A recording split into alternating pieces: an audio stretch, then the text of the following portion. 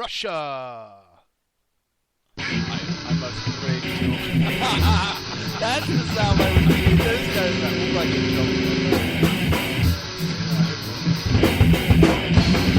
I always thought it said, I will break you. Then I saw the movie it says,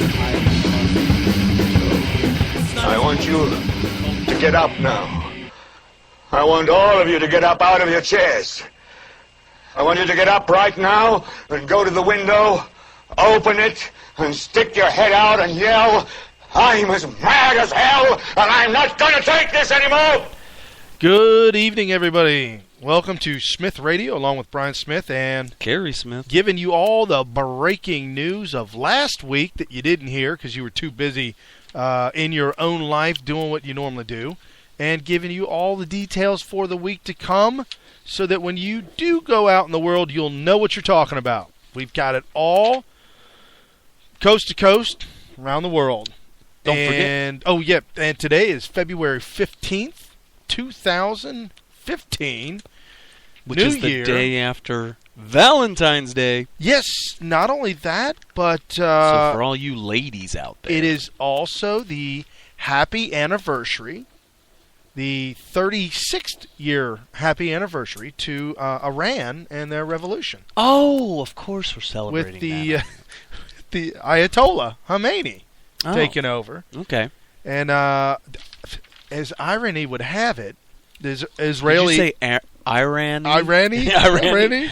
Israeli ambassador, Israel's ambassador, Ron Demir, this week put together a little montage video and said, Happy Anniversary, Iran. With a montage. Yeah, you can see the video on Facebook.com/Smith Radio. It's up there. It's interesting, but here's what you'll take away with it. It starts from 1979, when the Ayatollah was implanted, and their victory.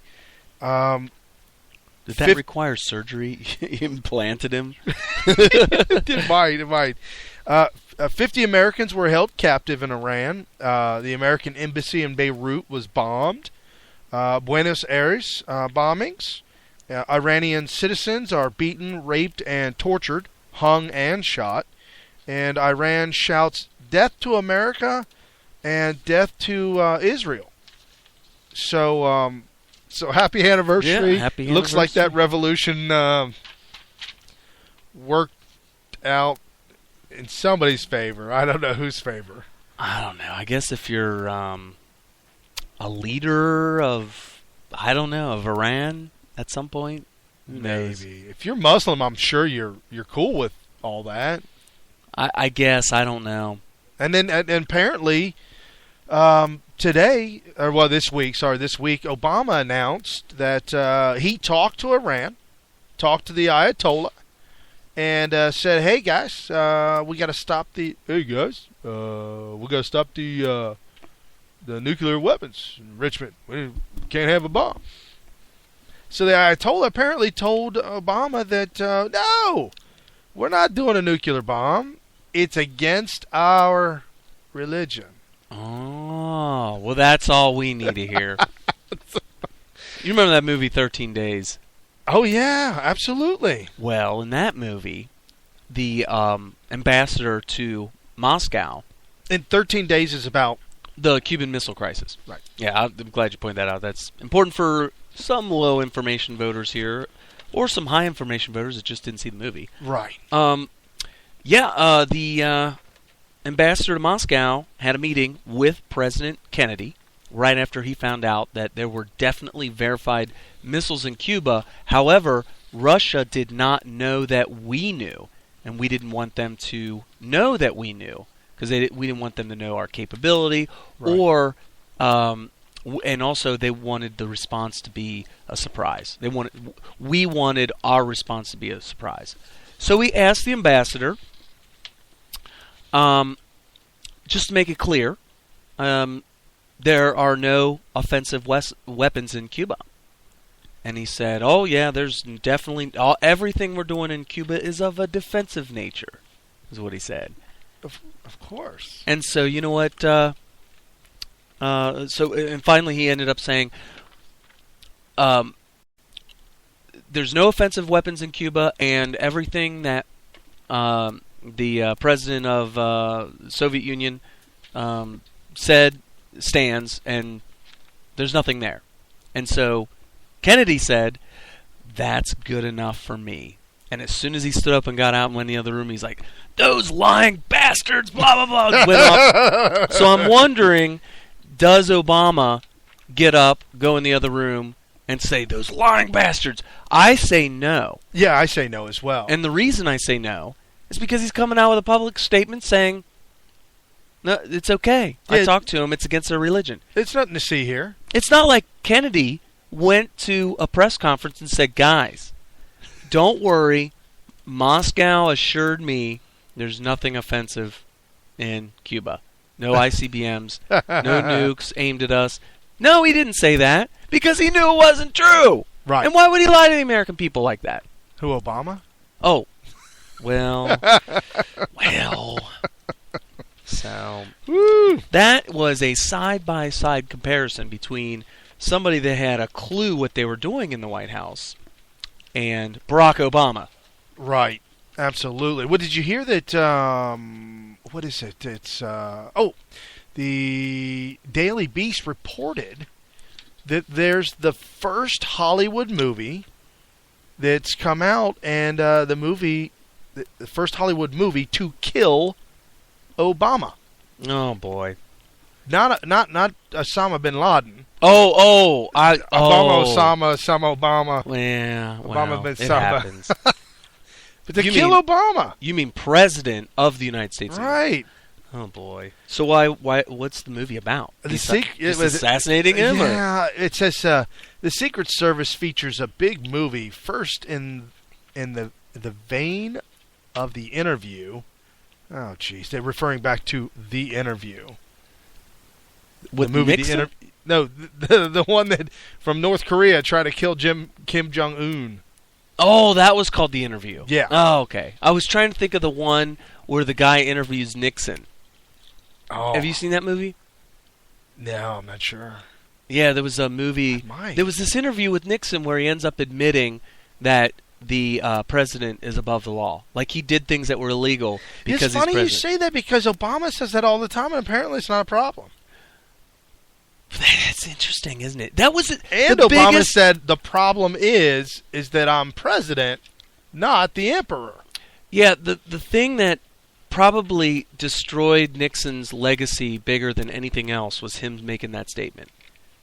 Because everybody was making fun of the guy that was interviewing him, right? Because they said you're letting Nixon walk all over you. This is, you're doing a terrible job, and we should have had somebody better interview Nixon. And Nixon was kind of owning the show, and then at some point, he got Nixon to admit that the reason he did things that would be considered illegal was because he's president, and the president doesn't have to adhere to those laws. And everybody's jaw was just on the ground. And Nixon even... Oh, Kevin Bacon was in it. Kevin Bacon was this Marine or something that was... Kevin Bacon. Yeah, everybody is connected to him somehow. The 6 degrees of bacon? He had 0 degrees of separation between this movie. I want to say it was an Oliver Stone movie, but I don't. It might not be. Well, apparently, this report that is from the Daily Beast. The report goes in. They talk about the movie and this and that. But the thing that I saw them focus on is they were focusing on the biggest President Obama's biggest critics. And this movie comes courtesy of his biggest critics, Rupert Murdoch and Fox News. Okay. They're making a point to say, I mean, if you read between the lines, they're saying Fox News is killing Obama. Oh, well, Rupert Murdoch, Fox News, they both have guns and they're going to go kill Obama. I mean, that's what the report says for the most part. Right. It's that whole fire in a crowded theater thing. It's just all it is a not very well veiled attempt to destroy our First Amendment in America. Right. To communicate using speech, as long as if you're not assaulting somebody, then it should be free, and that's just not the case in America. And verbal assault is not. It should not be illegal. No, you have to actually assault somebody. No, the movie I was referring to is called Frost Nixon. Frost/Nixon. The name of the interviewer was Frost. His last name was Frost, and he was interviewing Nixon and got him to admit. Has Sam Rockwell in it and a guy named Michael Sheen. There's a Michael Sheen? How many Sheens? There are there's Sheens everywhere. You know that. There's Sheens all over the place. Well, speaking of above the law, and this wasn't on the stack of stuff, but I got a call this afternoon from a high information voter. Really? Yeah, yeah. Your pops. Okay. Want to give you a heads up? He's in Vegas. Thanks for the heads off. Right. Thanks for the heads up. He's in Vegas, and he could be listening to us in Vegas. It's possible because he said your show prep for the show. I want to prep you for your show prepping you. I'm like, okay. Well, we've used some of his stuff. Oh yeah. Well, he had asked me if I heard, because he's watching the news there, local Vegas news, and he keeps seeing this report, and the report's coming out, and the news people are saying they're surprised that this story hasn't gone nationwide, and that it's kind of been kept quiet, and they believe it's because this governor is a Democrat. Oh, of course. Right. Well, It's all, you know what, when it boils down to it, every part of the narrative that the narrative engineers create, and by narrative engineers is not my new phrase for newsmen. They could be any part of the mainstream media. It could be part of Hollywood. Right. It could be TV shows. It could be music. Anything, any part of the pop culture that I would consider part of the propaganda for progressives, socialism, communism, that kind of stuff. But anyway, so he would have been. He was just reelected just a while ago, just in the last election. He was just reelected, and if he served out this term, he would have been the longest standing governor in Utah's history. Okay. Well, So, the narrative engineers, when you read what they call news, as if you're just the facts, ma'am, just the facts. Right. No. It's a narrative that's designed to siphon you to eventually feel like it's better to pull the lever for the Democrat than the Republican. Right. Or to support a cause that is socialist, which, like I've said in probably 10 different episodes, if not more, since we started the show, socialism is nothing more than the road to communism, and I didn't make that up. No. I read that from a Marxist website. Right. And that's they believe that's what they teach. Yeah. I mean, I would have never known that until I read that. When I read, and once again, we are lucky yeah, that these people come out of the woodworks and say who they are and say their agenda. They tip their hand, Right. show their cards, and I'm like, oh, that's what he's holding? Wow. Oh my! I would have never guessed. Right. And I'm telling you, I would have of all the things that I thought about Democrats and socialism, progressivism, all that, I would have never thought. I would have thought they were separate entities. Right. But really, they're different parts of one big giant leviathan. But socialism are the little cobblestones that you put down in the road that you need to get to, that you need to take to get to communism. Right. There was an article came out this week as a high school kid brought home his homework, and the mama saw one of the questions. She was looking at his schoolwork for the day. It was a quiz or test he took, and he brought it home to her, showed it to her, and she looked at one of the questions and exploded, called the school called to try to get everybody involved, understand what was going on. The question was, it had to do with government and politics. That was the class. Ooh, this is gonna be good. Yeah, the question was, which party doesn't care about poor people? Oh, that is the that is the most terrible propaganda I've ever heard. And he circled atheist. Oh, that makes sense. That would be interesting. I could see a kid who only knows the basics, right? Answering it correctly. I can understand that. She marked it wrong. What? But it's right. He answered it right. Well, according to the teacher, she corrected it, and it's Republicans. That doesn't make any sense. Because Republicans, I shouldn't say all Republicans. There's some Republicans in name only. Republicans in general, across the board, don't care about people. Correct.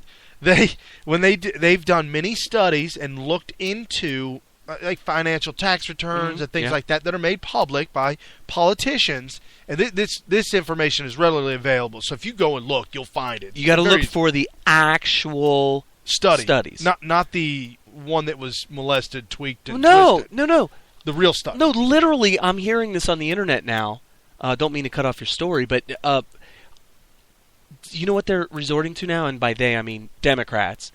Democrats are resorting to just saying that Democrats have been shown to give way, way more than Republicans. No, of course, and they're saying it. And they're just saying it. And that's part of my story. So I mean, it's absolutely false. They're just saying it because they know by saying it, it's going to resonate. It's going to become fact. Right. The more you say something, the more. Well, that was Hitler's whole ideology. The more if you tell a lie enough times, eventually they'll believe it. Well, when you say a lie that is the proven opposite of what is true, the response to it sounds incredible. Think about it. If I said, like Brian's wearing white shoes and I'm wearing, let's say, black shoes, and I say Brian's wearing the black shoes, I'm wearing the white shoes, and then Brian tries to correct me, it just sounds ridiculous. Why would Carrie say that completely opposite? Just sounds ridiculous. Carrie's wearing a dress and Brian's wearing a skirt. Okay. So if we flip that and I say Carrie's wearing the skirt and I'm wearing a dress, then you would say, no, Brian, that's just ridiculous. Come on, we know who's wearing the skirt. I was like, well, what? Right. Well, somebody listening to that or reading it, if we wrote it in a post, right, on a message board or whatever, would say, what? You're just, you know what you're doing? You're just trolling. That's all you're doing. And that's what I had to do. Like the guy said, yeah, everybody knows. It's a proven fact. You can look. They'll even say you can look it up anywhere. Democrats consistently across the board, top to bottom, give way, way, way more by many times to charities and all that more than Republicans. They'll say that. Right. And my response is, dude, it's the complete opposite. Right. It's not even do your homework. Close. And they're like, he sounded more credible because he said it first. And it's like, who's going to look that up? Well, and the problem is that Republicans and Christians and people in general who give freely don't like to talk about it. It's one of those things that you don't. I'm not going to sit here on the show and tell you what I give to the church or what I give out. It's just not. And when you become older and wiser, having listened to us for a while and become more educated and wise in life, you'll learn more about projection.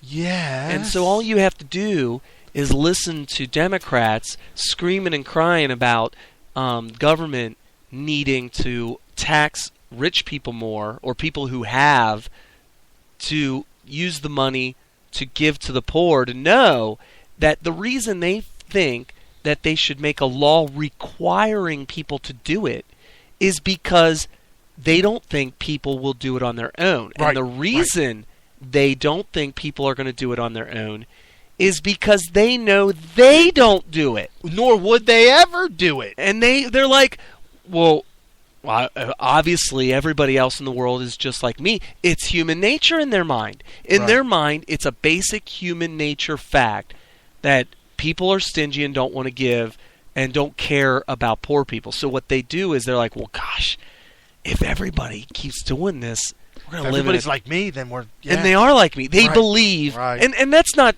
I'm not picking on Democrats there. Everybody suffers from projection. Oh, sure. And once you know what projection is and you can clearly see it You and can be more define it... cognizant of it. Yes, Yeah. yes. You're awake to it. You can catch yourself doing it Right. and slowly, stop it, call it out when you see it, and stop doing it. Right. It does help to know in order... Because if you don't know about projection, it is a human nature thing to project. It is not basic human nature to be completely stingy and not give. People of good character Oh, yeah. generally like to help people out. And if they have disposable income and the means to do so, a lot of times it's financially. And I'm not saying that there aren't Republicans out there that have done wrong, been fired, been corrected, been maybe even gone to jail or done illegal things and been caught.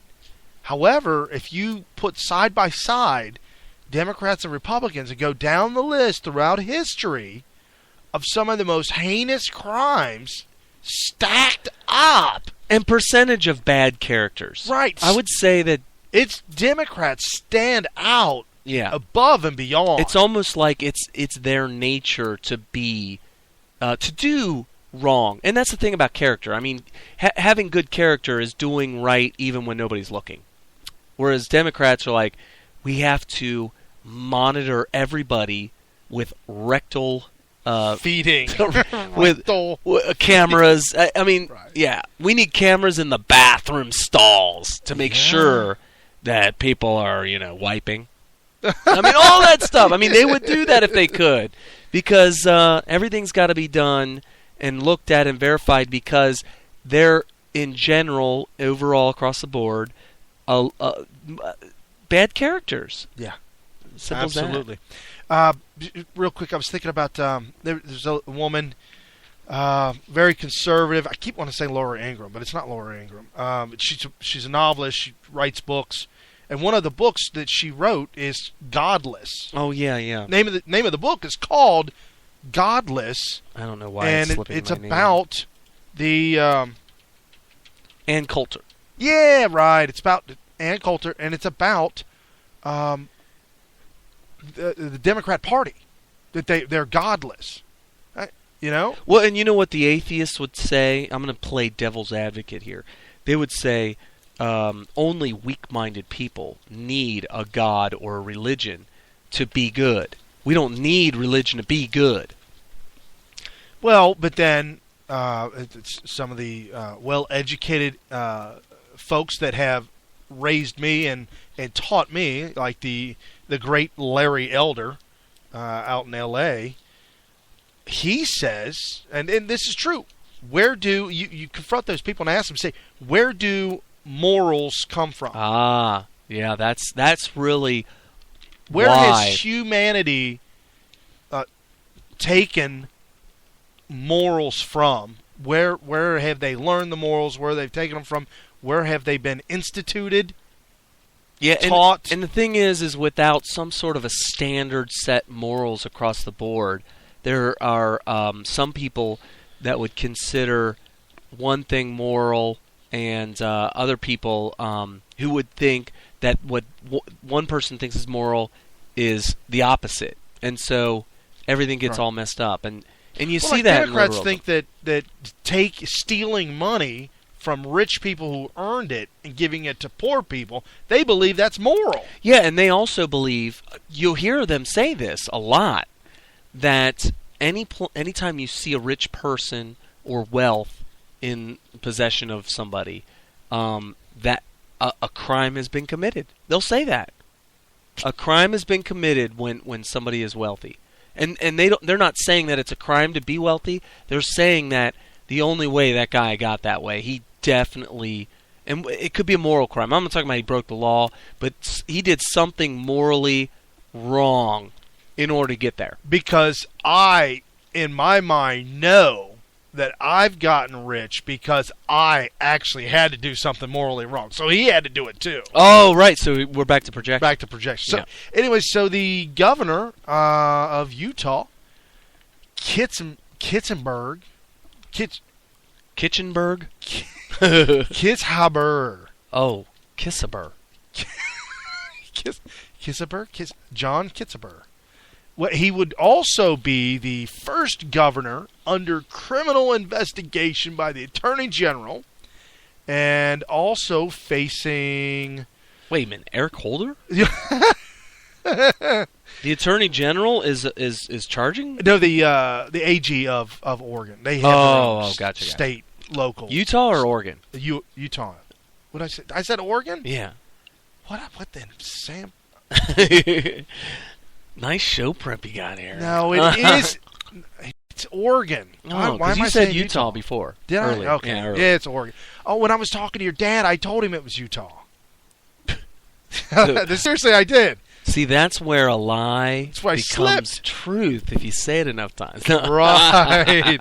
So the first Oregon governor to face an Attorney General investigation. He's also under review the Oregon Government Ethics Commission. So, and it names 11 state agencies and 17 people whose communications are being requested. So he's had a whole bunch of people involved in this. Apparently his fiancée, who works with him, apparently she was doing some dirty deeds on the side by slipping, like when the government puts out, hey, we need something built, Yeah. and then they put it out for bids. Apparently they were enriching themselves. Because, man, that is so common. So Yeah. common. So in a letter on Friday, and everybody, when this was all coming to head, and it was all heating up, and it was brewing locally. It never left the gates of Oregon. Because they have gates around their state. Of course. Yeah. It's just never left. They need to pick them up and move them down south. You know what I mean? Anyway. And so it just started coming up and up. And then I saw an article where local Democrats were asking him to step down. They're like, dude, you're bringing on heat. This is too much heat. Mm-hmm. So he's blaming the media. He's blaming everybody else. I mean, it's everybody else's fault. Of course. Right. Yeah, that's what they do. Yeah. And so in this shocking turn of events, if you will, on Friday, he wrote a letter and resigned. Okay. And this is in his letter on Friday. It is not in my nature to walk away from a job I have undertaken. His resignation letter said, "It is to stand and fight for the cause. For that reason, I apologize to all those people who gave of their faith, time, energy, and resources to elect me to a 4th term last year, and who have supported me over the past 3 decades. I promise you, I will continue to pursue our shared goals and our common cause in another venue." So he's going to the mafia? I don't know what. Well, I don't know where the headquarters for the Communist Party is. Oh, there you go. But it looks like he's letting all his supporters know, hey, this is just a bump. This is a hiccup. It's a bump in the road. I'm not because I'm resigning does not mean I'm resigning from the cause. From the fight. Yes. It's always a fight. So, but he blamed the media. And this country is, he resigned, and that's a tiny little piece, a little chip off the communist block. But so you were mentioning before the program that this story's kind of buried. Yeah, your dad was saying, and I had heard this story earlier on this week, and the only reason why I knew he resigned is because I saw initially it brewing up on the internet. Just a couple of different articles, and I thought it was interesting, and I just kind of threw it away. I was like, okay, never mind. It doesn't seem like it's worth the fight. It's a Democrat. It's going bad. That's just standard. It popped up. I saw it again, and then Friday, through on the Drudge Report, saw he resigns. I'm like, whoa. Well, if he resigns Really? early enough, they can replace him eventually with a Democrat. And that's probably exactly what the timing had to have been choreographed by the DNC. right. So he looks like he's probably in his 70s. Yeah, I would say 60s at the youngest. And so, how old would you say she is? Oh, let me take a good look. She might be 30. Might be. That's his new fiance. Of course. Yeah, we can't fault a man for, marrying up, if you know what I mean. Yeah, I mean, if that's what it is, it is. Gotta be. Yeah. So Trying to rekindle his youth. something that, and he drives a convertible Mustang. He's one of those brand guys. new convertible Shelby GT, So for those of you guys who are generally prejudiced out there, 500 horsepower Mustang. yeah. So this guy that looks a little bit like Burt Reynolds, he's got the mustache, He looks like an old No, he looks like it looks like Ted Turner. and his girlfriend. He looks like Ted Turner. Of the A little guy bit. who created CNN. Yeah, he looks a little bit like Ted Turner, and also his girlfriend looks a little bit like a very young Sally Field. But chunkier. Well, Healthy. Healthy. Yeah, because I guess she was not that bony back when she was 18 in that movie Smokey and the Bandit. She was really young. For some reason, I feel that She wasn't real bony. Like, she had gotten real skinny, I think, for a while. she got real bad. You know what? Now that you say that, she was kind of soft. Oh, yeah. Yeah, she was a nice looking girl. But anyway, okay. she was annoying, but... Extremely. And I thought she And was come just to playing a part until we learned more about her. You love me. You really love me. In the movie Smokey and the Bandit, she was playing herself. Absolutely, 100%. And when Yeah. she received In the movie Gidget, Part 19. 19 and a half. Yeah, because the original Gidget was, Right. But when she came along and replaced Gidget at some point, Oh. that movie was just anyway. No, so she was the one when she was receiving an award from. It was one of the whatever Yeah. the award is that you're. The How do we other not actors, have? How do we not have this soundbite? the other actors and actresses nominate you? Well, It's an award to themselves. yeah, It's the and then she says is it the without Academy Awards, it's a big one. the Globe. It's a big one. That's Okay. why she. We're low information. We need a low information voter out there to. So she went. My up, wife needs to be typing on the chat right mine now. too. 'Cause Hello. She'd be all over this. So she gets this award from her peers, and she goes up there to accept the award, and she says, "You love me. You really love me." I just got buzzed on my phone. I wonder if somebody's She start- texting she me. start To, crying. Well, they need to get on the internet right. and The interweb. the interweb Mhm. that Al Gore created for us. Do you know where I saw that scene recreated? Just this past week. The movie The Mask. Recreate? Oh, yeah, that's where I get it from. Oh, okay. That's where I got it. Yeah, Jim Carrey. Oh, Yeah, it's he was hysterical. he was acting like he was dying. He was doing the Bugs Bunny dying scene. Yeah, coughing. And then he stands up, and there's this crowd, and they're clapping, and they give him an award, and then he does the Sally Field impression. It was hysterical. And I think One it was of an the- Oscar. I think it was an Oscar. Oscar, Because yeah. that's the biggest, I think. Yeah. If you are a movie star actor, I think the Oscar is the pinnacle, if you can get the Oscar. I think. For those of you low information voters out there, please let us know. ASAP. I think she said you like me. You really like. That's almost worse than saying love. Because when you say love, you love me. Like, okay, when a woman says Because I love you. No. When a woman says, oh my gosh, you love me, you really, really love me, that means you love me as opposed to like me. When you say you like me, you really, really like me, that means you like me as opposed to hate me.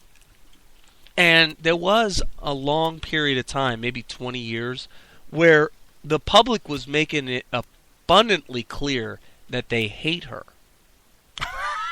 And so, Well, this is common knowledge. well, but why would you hate her though? Because It Of- was so you- extremely annoying. just her presence on the screen is like chalk being drug across a chalkboard with your nails Oh, that is hysterical. on fine china. No, a knife. Silverware on a china. On china. Oh, man. Yes. Wow. That is... Wow. That's too much. Yeah. That is listening to Sally Field. So, there's a lot of low information voters out there listening right now that are like, Sally Field, who's that? Smokey and the Bandit, what? So what are these dudes? You're an old man. You are an old man. You're an old man. I'm going to be honest with you. Smokey and the Bandit was already like a rerun by the time I was in elementary school. I mean, that's an old Well, movie. I mean, I was watching it on TV. Right. And right. back in the 'Cause day, you for couldn't you watch folks, it at the theater. I mean, it's like rated R. right?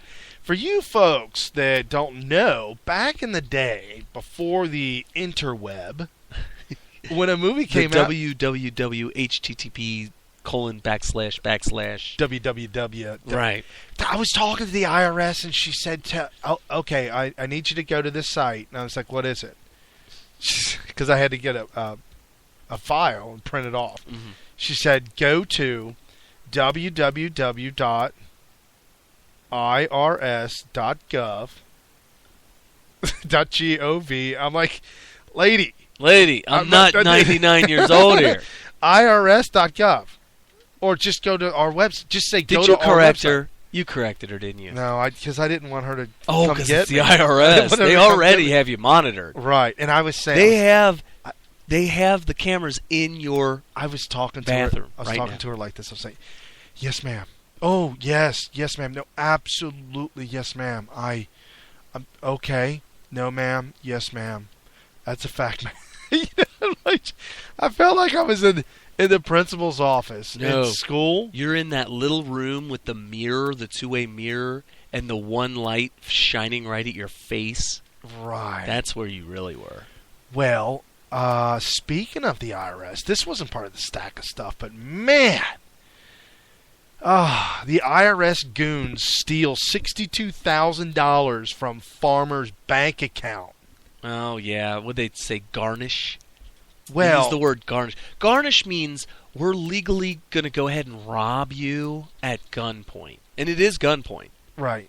Because you could get Apparently, arrested if not. their reasoning was that he put in more than $10,000 at one time and then wanted to take out more than $10,000, so they thought it was a bad deal, drugged to something. I don't. They didn't say why, but I'm just speculating. So they took it all to investigate. That is so messed up. How are they allowed to do this? Whatever happened to, what was it, what amendment was it, illegal search and seizure? Like, Oh, the Fourth Amendment. Fourth Amendment. Yeah, I mean, this has got to be some sort of a violation of Fourth Amendment. Absolutely. I mean, what just cause? Are you telling me we were monitoring your bank account? Right. Well, this is a fact, though. If you decide that you want to take out of your bank more than $9,999, I hope you're joking. no, it is a fact. Oh, The bank no. must report that to the IRS. Because I did that this past year. Well, they reported it to the IRS if you pulled out more than $9,990. If it's a $10,000 bill or more, It was. it was reported to the IRS. I don't know how I'm going to file that. I have no idea. Well, don't worry. They'll find a way to make it happen for you. They'll If just you steal lea- it. if They'll you- just steal it. If you leave it up to them, Mhm. they'll take care of that. they'll find a way to get their money back. Because you know that the money you took out, you know that's theirs. Come on. Eventually it will be theirs. Sooner or later. Yeah. It's all going to be theirs. Unbelievable. So, did you want to tackle... you want to go down the Muslim road for a little bit? Well, the title of this program deals with terrorism. The North Carolina terrorists. I'm sorry, the hate crimes, and we can segue into Islam from there. Okay, so then we'll use this sound clip to segue. And I can't deny the fact that you like me. Right now, you like me.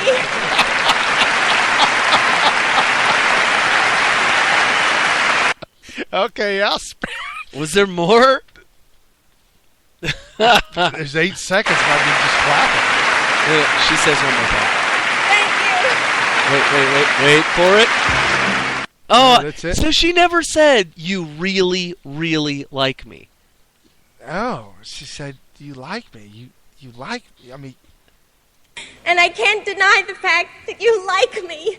Right now, you like me. Good Lord. You like me. That was a good impersonation there. I have to pat myself on the back. She took that microphone on the second. She jammed it down her throat. She took it deep. Oh, man. She was talking to the mic with her tonsils. Yes. And she may have melted a couple of voice coils in the speakers. Oh, sure. yes. You like me. What? Did I get cut off? Okay. You like me. You like me. Okay. For those of you in your car, I am so Think, sorry. well, if they have the new technology, yes, that the sound, it doesn't allow it to. Remember when they first came out with TVs and they bragged about the TVs? Oh, the smart sound. Yeah, smart sound. So that because back in the day, when a commercial would come on, back when we used to watch it on CRV TVs CRT, right, CRT. And the TVs were the size of a cabinet. It was the size of a refrigerator, laying sideways. And, the little ones that you have in your dormitory. That's the size of TVs back then. Oh, it was bigger than that. The one in your dad's house is 2 of those. Oh well, you had to be rich to have one of those. I mean, I'm not kidding. I mean, it was like $850 to buy one of those. Right, and then today's standard. Oh wow. Yeah. So when you're watching a TV program and then a commercial would come on, the sound of the commercial would spike. Yes. Exponentially and loud. it was designed that way because there's 2 things. Number one, you could have fallen asleep at the TV. Right. And if there's one thing they want you to hear, it's the commercials.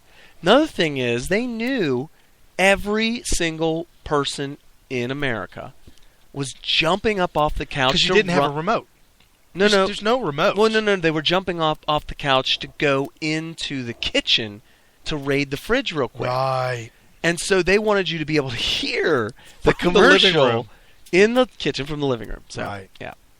Wow. So they designed a TV with smart sound that whenever there was a spike in the volume, a volume change, a little chip, probably a transistor or maybe even vacuum tubes. Oh Lord! Would kick in. Wow. And govern.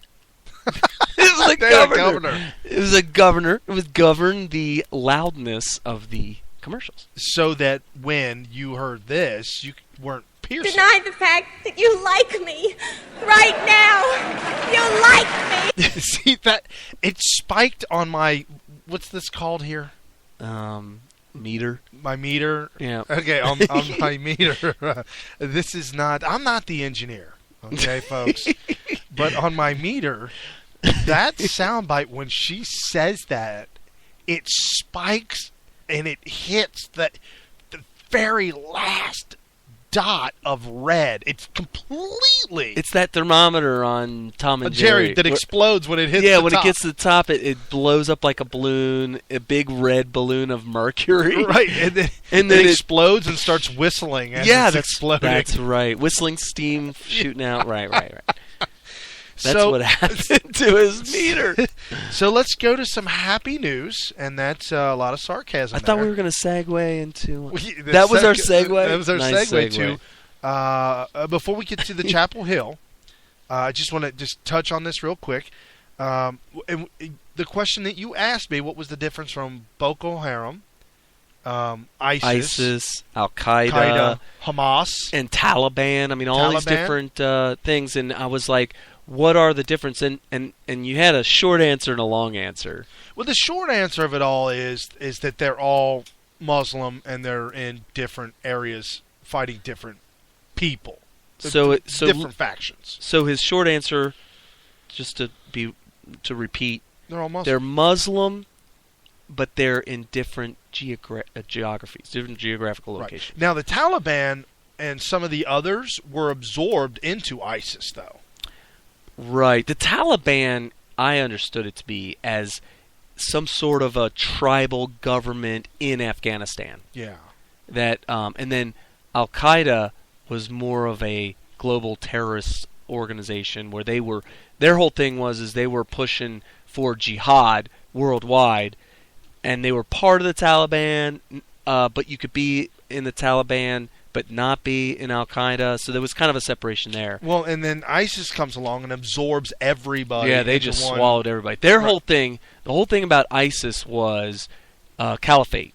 Yeah, where they wanted bring on the caliphate, which is like a state, a whole nation who would adhere to Sharia law and push for global jihad to kill all infidels. right. The caliphate is, if to put it into American terms, or into maybe a term that you might understand it more, it would be like if it were true, the way the media portrays Christians as wanting to take over the world. Right. And so the question was, well, what's up with Boko Haram? Really, honestly, it's like ISIS, but ISIS actually stands for Islamic State in Iraq and Syria. That's what ISIS stands for. And they're going to need to extend that a little bit more because they're taking over more territory. Well, Boko Haram would be like instead of calling it ISIS, calling it ISISA, where the A stands for Africa. So Right. that's Boko Haram. Right, and they are in Africa, and apparently this week, and to remind you, the gang Boko Haram, they're notorious for Michelle Obama hashtag Bring Back Our Girls. They stole the 200 girls from the junior high, and Which, by the way, are, if they're alive, have been married off or just turned into sex slaves. right, and they did find a couple of them, and they said, no, we don't want to leave. We're okay.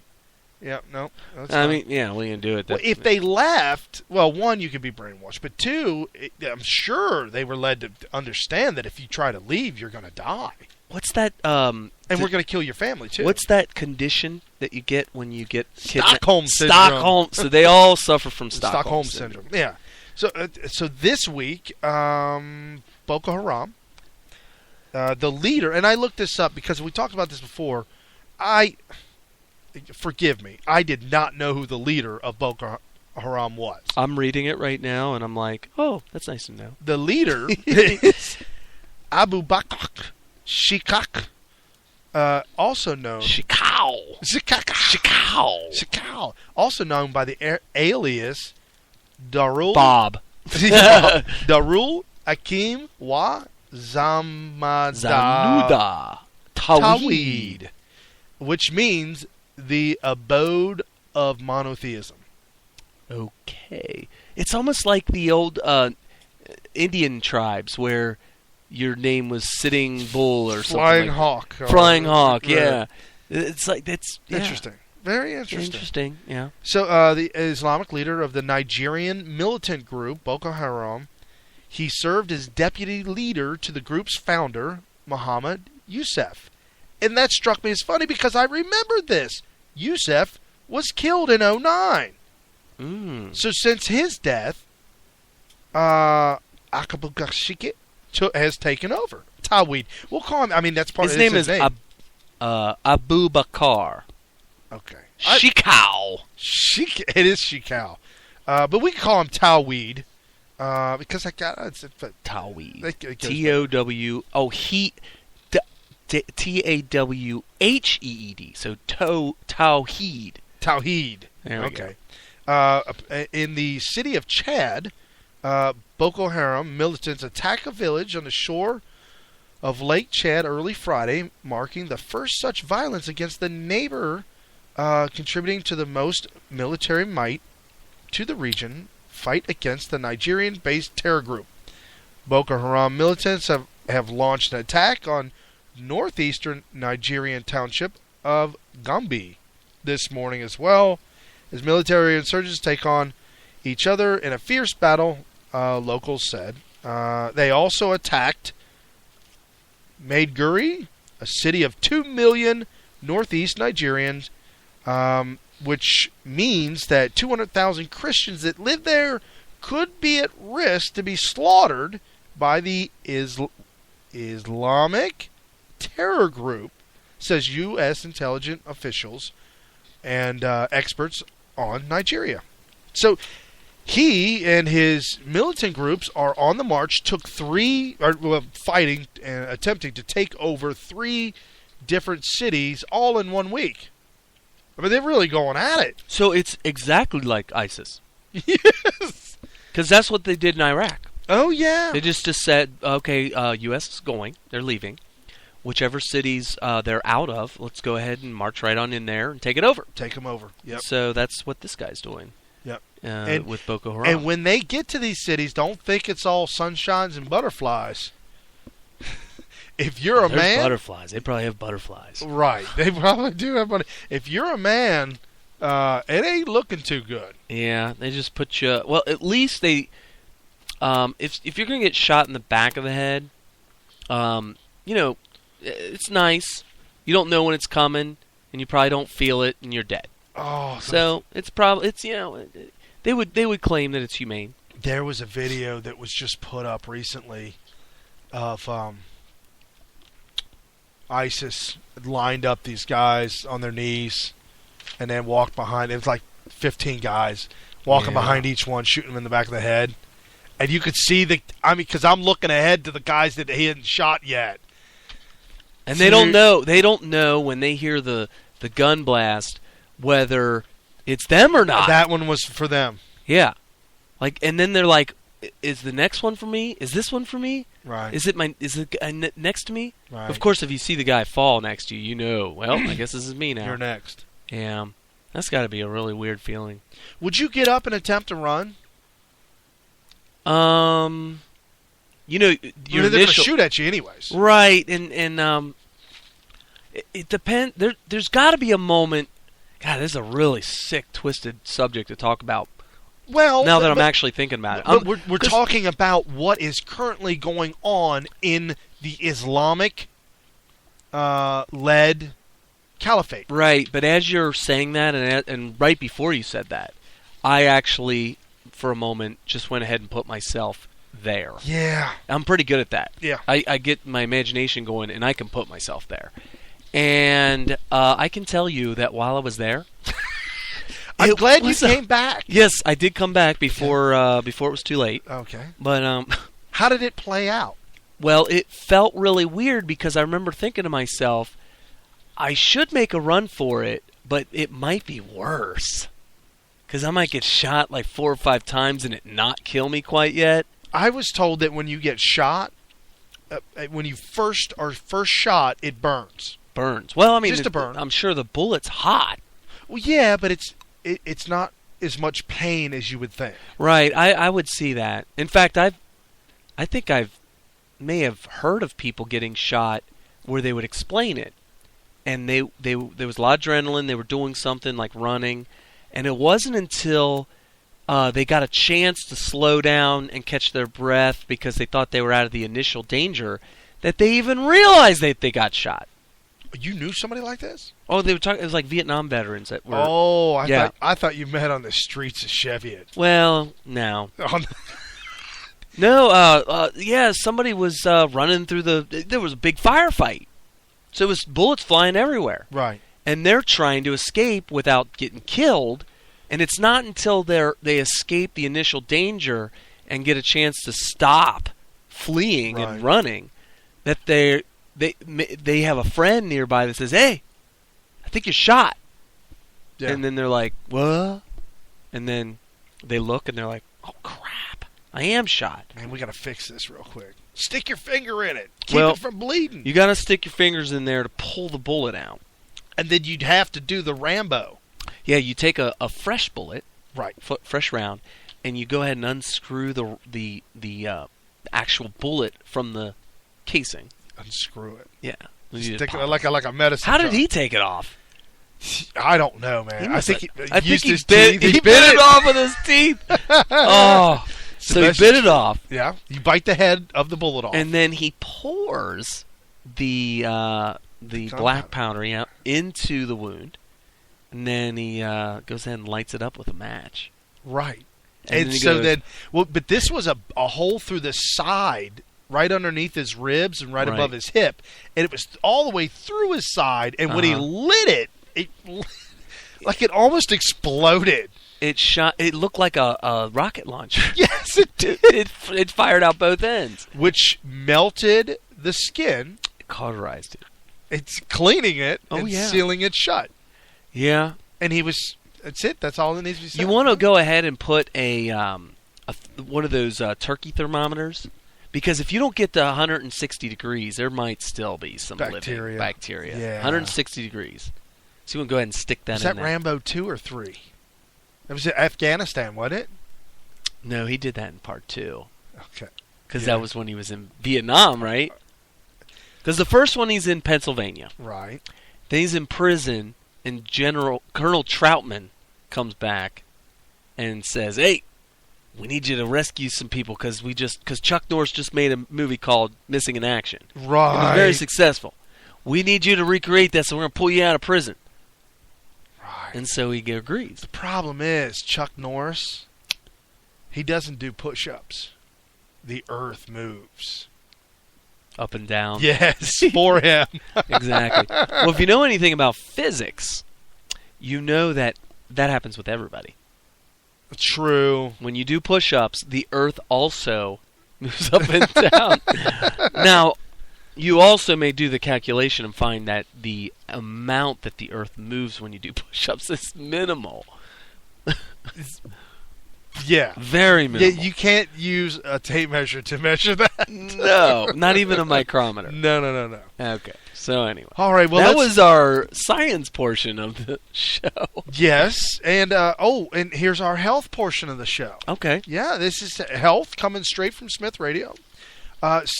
Islamic State official, a deputy police chief of the Islamic State. So he's part of ISIS. Okay. This guy's kind of high up on the totem pole, if you will. Apparently, he had a bad habit, and he was called on the carpet for this habit. And by carpet, you mean like Hollywood? No. But it was a red carpet. It was red Or- after. Oh, it was white at first. It was a white Oh. shag carpet. Apparently, he had a bad habit of smoking. Okay. And if you're a Muslim or you're fighting, you're in the Islamic State and you're part of them and you're religious and you claim to be Muslim, you are not allowed to smoke. I'm going to ask my Muslim friend Well, if they like what their feelings are on smoking. I've talked about this before. My sister dated a Muslim. Mhm. I mean, she told us a story, but he was very, very, I would say, he took it extremely serious, his Muslim faith. Oh, okay. Mm-hmm. He did pray 5 times a day. In his apartment, he had a prayer, one of the rooms in his apartment was blocked off as a prayer room facing Mecca. Okay. and he would pray 5 times a day. No alcohol or tobacco of any kind in his house, his apartment. Couldn't even bring it into his car. None of that. And one time I bought a 40, and I was getting ready to get in his car, and he's like, no, you cannot. It's not possible. He had an accent? Yes or no? Yeah, I think this is a long time ago. I was a kid. You don't even I was remember. a teenager. Yeah. No, you okay? No, I was in my early 20s. So I said, well, I just bought this. What do I do now? I don't know. And I'm not walking back. It was late at night. So we had me and the other person that was with me that wasn't Muslim. We dipped around the back of the store next to the ice machine and hurry up and drank it. Let me tell you something. If, for all you high information voters out, you do not chug a 40. No, it was way. For the next 2 hours was nothing but brr. That and peeing, probably. Yeah. I remember the 40s days. But the irony of that was, I think it was my brother told me, he said, well, and you got back in his car after that? I said, yeah. He's like, well, it's still in you. Yeah, now you have the alcohol in you. I said, I didn't cross my mind. You should have chopped your head off. You know. Oh, did I get ahead of us? Got ahead of the story. So if you are Islamic, Muslim, you're not allowed to smoke or drink. And apparently this police chief was a smoker, had his head removed as standard practices, and his head normally when you remove something, you replace it. Is that part of the standard operating procedure? You remove and replace? You remove and you don't replace. Oh, you don't replace that. Okay. No, this is not a repair session. Oh, this is health. This is health. Okay. This is to show everybody that if you smoke, this is what happens. So his head was removed, set to the side, and they placed a cigarette between his lips. Took a picture of it and said, hey, you think you're going to smoke on my time? On my time. Hey, you don't have a 15-minute break coming for another 2 hours. You're smoking on my time. So they removed his head. Right. And so, yeah. Now, here's my question. Okay, so you get up to hell after you die when you're Muslim, and you see the person whose job it is to decide whether you get your 72 virgins or not, or whatever it is. I don't know. I haven't read the Quran, so I don't know. If you're not allowed to smoke, then they would bring that up, say you were smoking, so we got to punish you now that you're in the afterlife. So wouldn't it be just as bad to put a cigarette in somebody's mouth? Yeah, there's a little bit of irony there. Yeah, so isn't it hypocritical to tell somebody they're not allowed to smoke, then after you remove their head, you put a smoke in their mouth? Well, but he's dead, though, so is he a person then? He put a cigarette in a human being's remains mouth. They're also saying from consuming alcohol to cursing, you could lose your head. Cursing? Really? That's what was in the article from the Syrian Observer for Human Rights. Wow. A pro-opposition monitoring group who reported on this, and they scrawled, I guess they took a knife or something, on the corpse lying nearby the head, and they wrote the words, "This is not permissible." Now, here's the question. Scientology does not allow any kind of foreign substances. You can't drink, smoke, drink caffeine. It's out of control. Cocaine. You can't. Yeah, crack cocaine's okay, but other than cocaine, because we know all of Hollywood was filled with cocaine during the 80s. Well, when was Scientology didn't really take off until the 90s. Oh, so they have on Hollywood Boulevard at the very end, they have, and the Sunset Boulevard at the very end, one of the largest churches you have ever seen. Okay. And it's creepy because they say that when you go there, you actually live there. Like you got a little cell. Okay. Like a little cell. Right. And you are to donate to give all your money and all your belongings to them. It's got to be Scientology. And then they will. It is a Scientology church? Yeah, and they'll bring you. They'll No, bring I you up heard. and bring you through. I heard that you give everything, which is why they always go after the celebrities. Tom Cruise, Yeah, it's Scientologist, extremely and expensive. also John Travolta. Yeah, but I heard rumors recently that Tom is not in it. Well, when you break away from it, Oh, do they excommunicate him? they excommunicate. Well, they're not known for cutting heads off. Okay, well here's If you the try and get away from Islam or being a Muslim, you'll get your head cut off for that too. So my point is, the reason I brought up Scientology is they would tell you you're not allowed to smoke Right. because we believe that you should have a perfectly clean and perfect body. Okay. Now, I haven't read Dianetics by L. Ron Hubbard, so I don't know. I'm just going by what I heard. Okay. But my question is are these people saying that you shouldn't smoke or cuss because that's against Islam in general?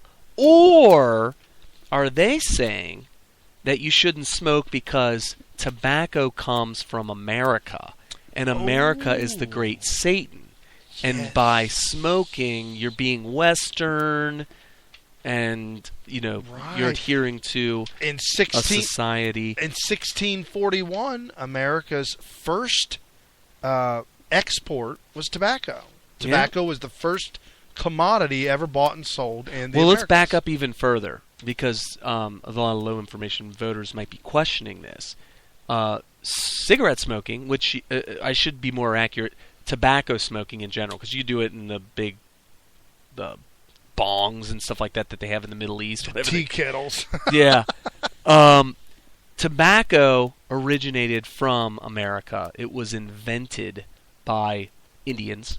Yeah, they used it for religious practices, smoking peace pipe. Right, and so I guess the tobacco plant didn't even exist anywhere except for the Americas until European settlers came over and said, what are these guys putting in their mouth and sucking on? Right, and all this smoke coming out. And Well, these- they found carvings in the Aztec pyramids and some of the rocks back all the way as far as 300 AD,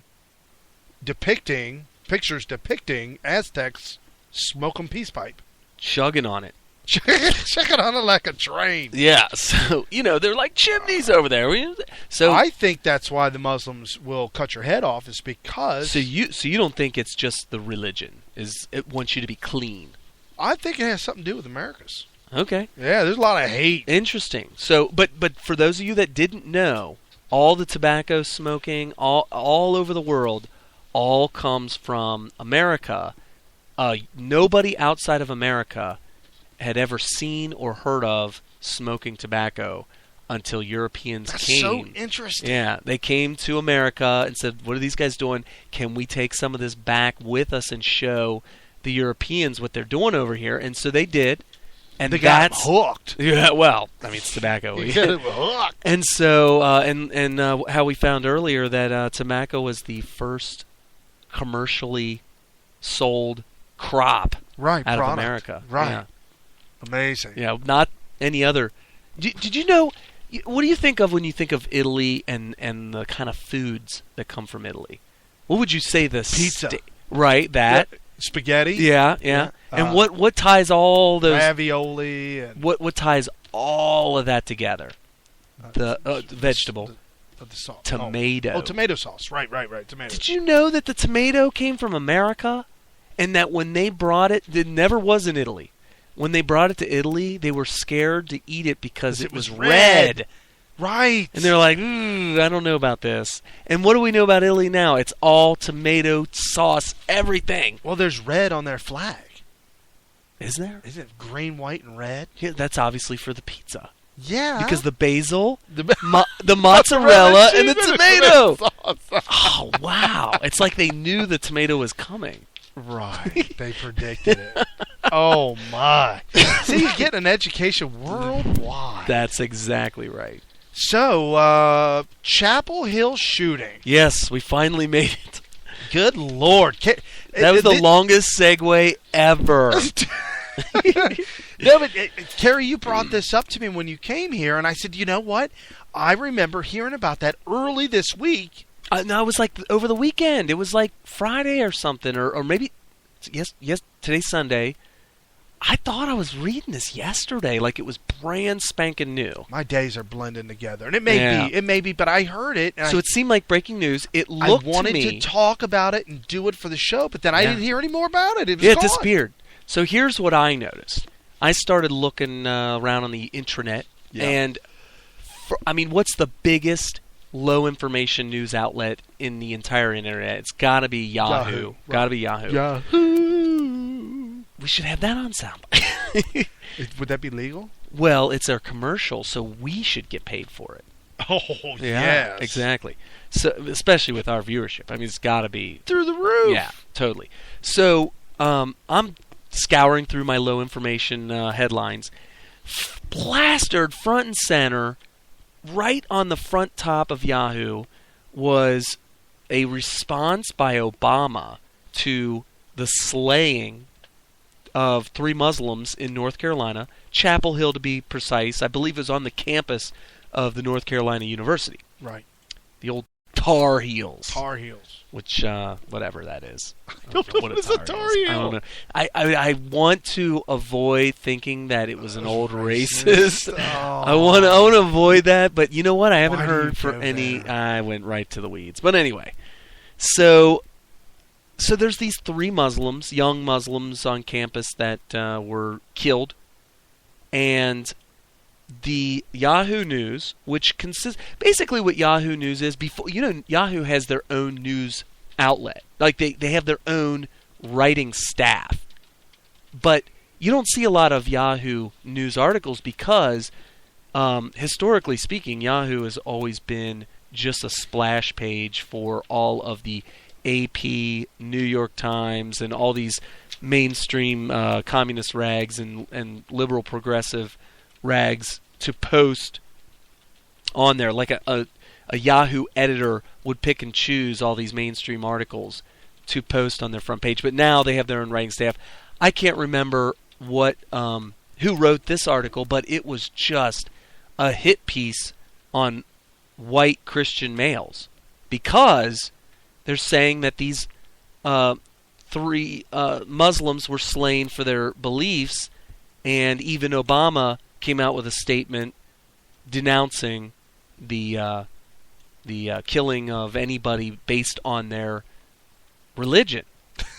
So I'm like, my initial gut reaction was, this is not good. So we got Muslims killed for being Muslim. And I started thinking, this is just a backlash. As far as I'm concerned, the low information mainstream media has blood on their hands because, I'm ready to blame them. I'm ready to blame mainstream media for inciting this kind of violence.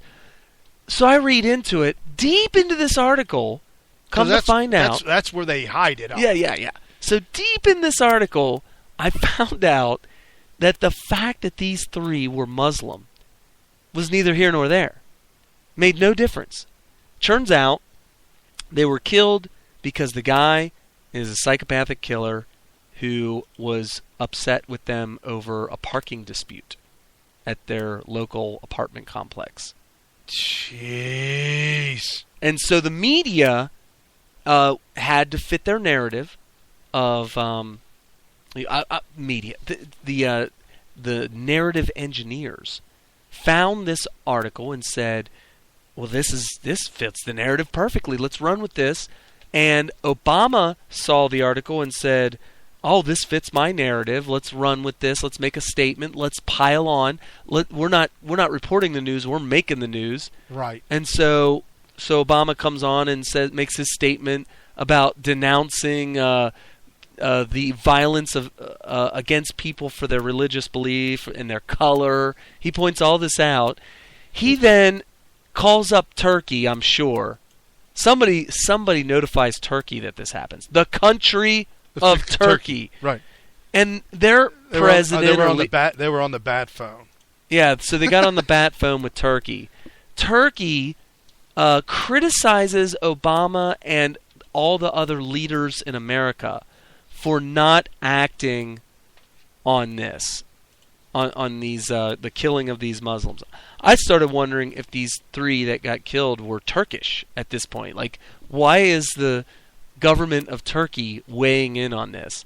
So deep into this article, it's just it has nothing to do with the fact. It has nothing to do with the fact that they're Muslim.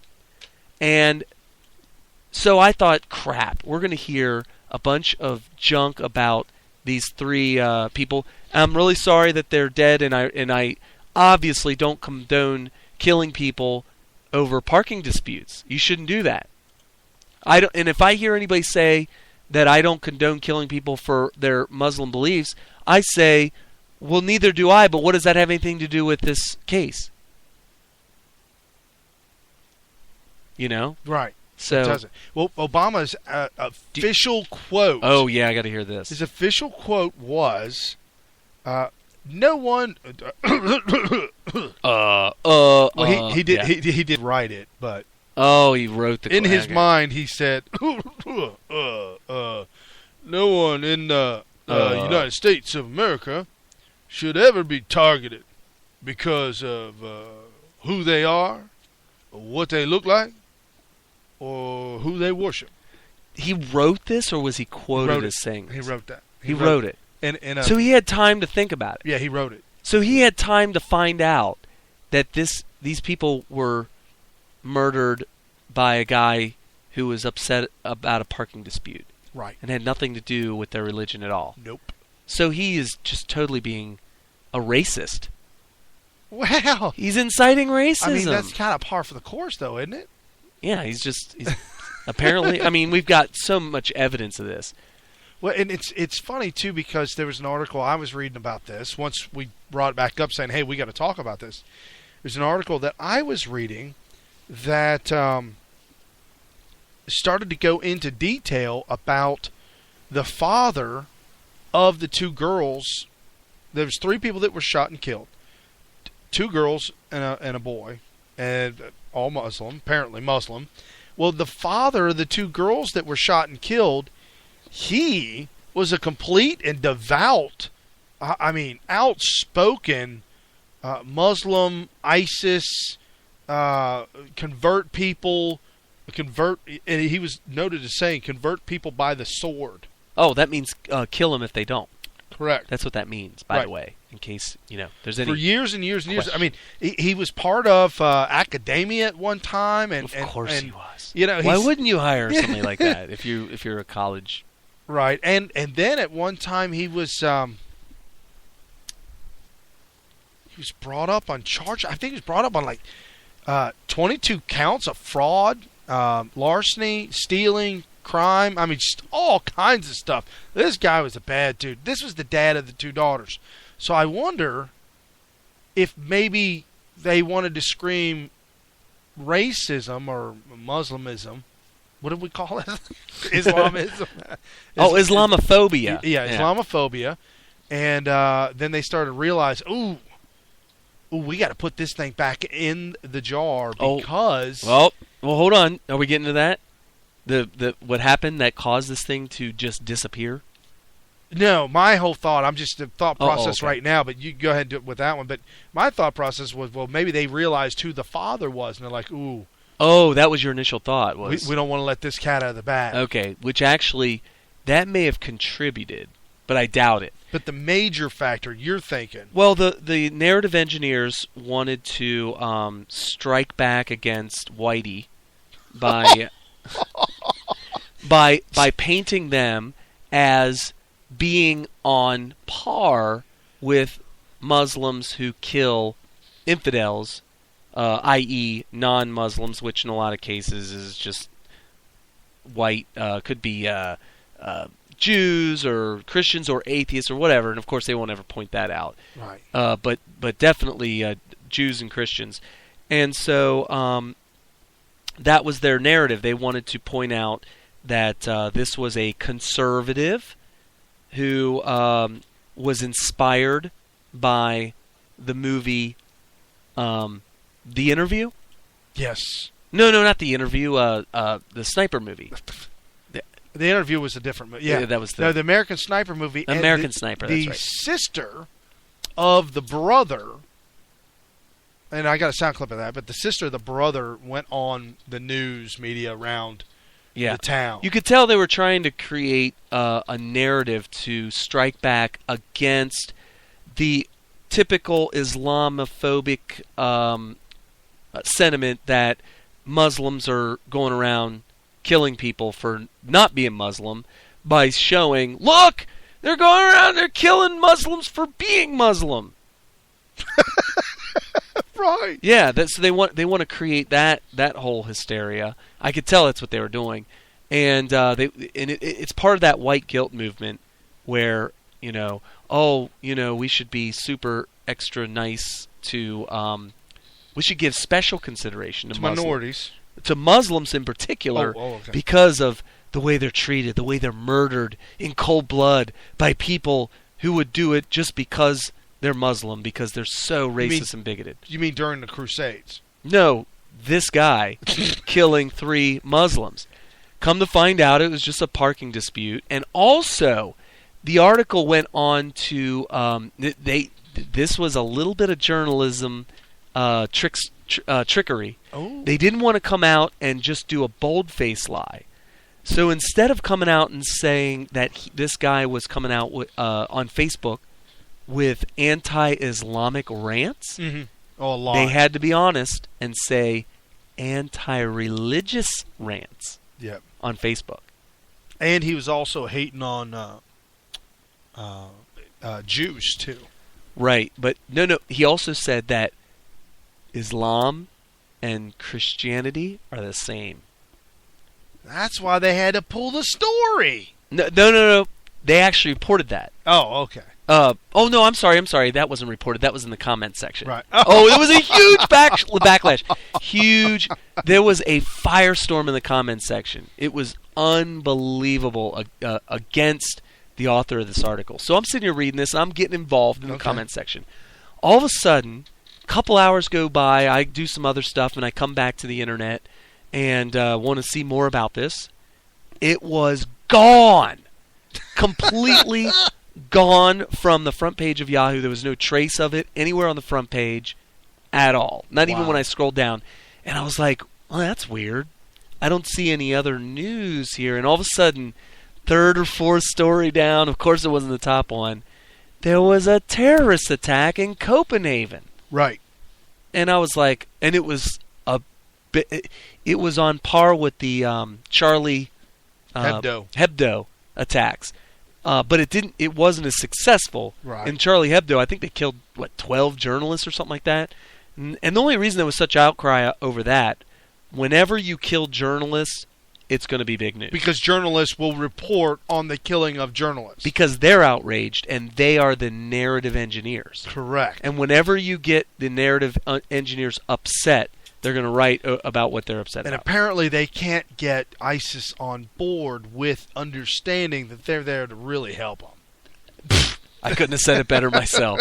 So this Copenhagen situation happened. A guy tried to kill a bunch of people in Copenhagen. I keep saying that.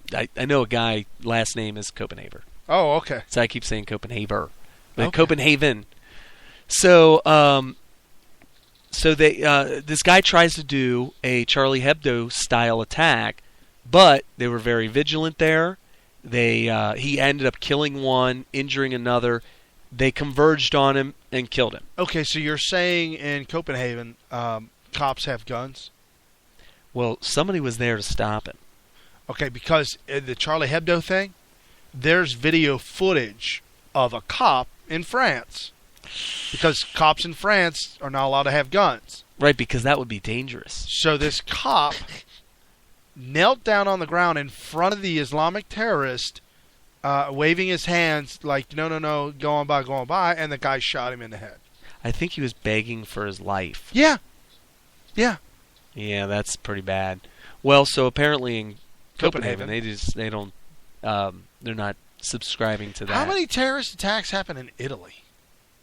Interesting. Didn't you say? They got Uzis, bro. And Italy is right next to... Oh, by the way, didn't I read you there was some terrorists in an article I was reading saying that they're going to conquer Rome. Oh, that's right. Maybe that's why I brought that up. That would be interesting to see terrorists attempting to conquer Rome. The Italians really aren't known for getting too excited, really, about anything. They're pretty laid And back. why should they? They're pretty laid back, pretty like, all right, whatever. Let's kick back, have a 3-hour siesta in the middle of the afternoon. It's your lunchtime is 3 hours in the middle of the afternoon. Okay. So you work from 7 in the morning to 7 at night with a 3-hour lunch break. Wow, I don't know. Is that better or worse? I think it would be worse because it's like I want to rip the Band-Aid off and get it off. So you want to do your 40 hours first in the week, the whole 40 hours, right, within straight. 2 days. Yeah, and then actually that'd be like that's more than 2 days. Oh, 48 hours. Yeah, that is 2 days. So I get some overtime. So 2 days straight, 48 hours, and then I I take have the other 5 days off. Yeah. Okay, and then come back to work on Monday, Oh, wow. and you're off again. Yeah, You're off on Wednesday. You better be well rested up. Oh yeah. Ugh. No, so I don't. I mean, we've got air bases there in Italy. Uh-huh. We have a large naval base in Italy. The army's there. It's everybody. The America's military is in Italy because of World War II. Right. And the air base I was stationed at, Aviano, is the back of the base is at the base of a mountain. Okay. So there is only one way in. You can't. You just couldn't take the base from the mountain. It just is not possible. It's that big, huh? What's the? It's the Swiss Alps that turn into the Italian Alps, Right. Mm-hmm. and that's where the base is. So you just can't take it. So geographically speaking, that would be very difficult to pull it off. So that base was put there because of World War II. It's still there. It's phenomenal, and that's where we launched from for Desert Storm and Operation Deny Flight, Operation Decisive Aids. All came out of that air base. You're talking about a conventional attack on a country from the sea, like a country would come and invade, but in the terrorism, it would be like a very small group of a dozen or less people trying to pull something off. But you're saying cops in the street, They have Uzis packing right on their chest, real high. fully. Yes, they're chest high, fully Strapped. automatic with the long clip. Yeah. And the problem with that is, I've seen them shot in YouTube videos, and I'm sure you can go ahead. And my dream is to get to fire 30-round clip myself. I could go to Vegas and do that, but it would be fully fully automatic. They have a range there that allows you to select from like 10 different fully automatics. They got the AK, the M16, all that kind of stuff, and you just shoot at the range there. Right. But anyway, it's a tiny little gun, a tiny bolt, and the smaller the bolt, the faster the action because of the weight. There's less momentum in the bolt. Right. So it can cycle a lot quicker. So, 9mm Uzi, you're going to be able to unload a 30-round clip in a couple seconds. Right. It's very fast. When they say, I'm telling you, when those Italian cops who their eyes are half open, because they didn't they get their walk slow. latte. They didn't get their latte. they didn't get their latte. They're in no Espresso. hurry They and get no rush for anything. However, they have full command and full attention of everybody. You just don't know it. Yes, it's just Well, for anybody that's doubting, back in the 30s, when the mafia was running New York City, it was all Italians. And I'm not talking Italians like Jersey Shore. no. We're talking about We're talking hardcore about Italians from they're Sicily. immigrants. They're Right. immigrants from Italy. Yeah, Right. and those people ran the whole city. And the word mafia originated in Italy, and it originally was an organization to protect the people from the government. But then it got a little corrupt and a little out of control. Oh, okay. It's like a private police force. Right, and then they realized how much power that they could obtain. Right. And so they would go up to each business, like they're door-to-door salesmen. Right, hey, They we're would going go- to protect you. Like, yeah, we got to... And then if you say yes, that's cool. You tell them how much it'll be. If you say no, they'll be like, well, you do realize that it's kind of dangerous around here. Right, and you might have some problems tomorrow. You might have problems tomorrow. And the you day sure? after. Are you sure about that? And if you say no, they'll be like, all right, that's cool. But remember us. Just remember us. You And- got my business card. Call me. And We also then- do insurance too. You And might- my brother has a construction company for repairs. And so that's Italy. Anyway. Oh, so do you want to hear the sound clip of this lady?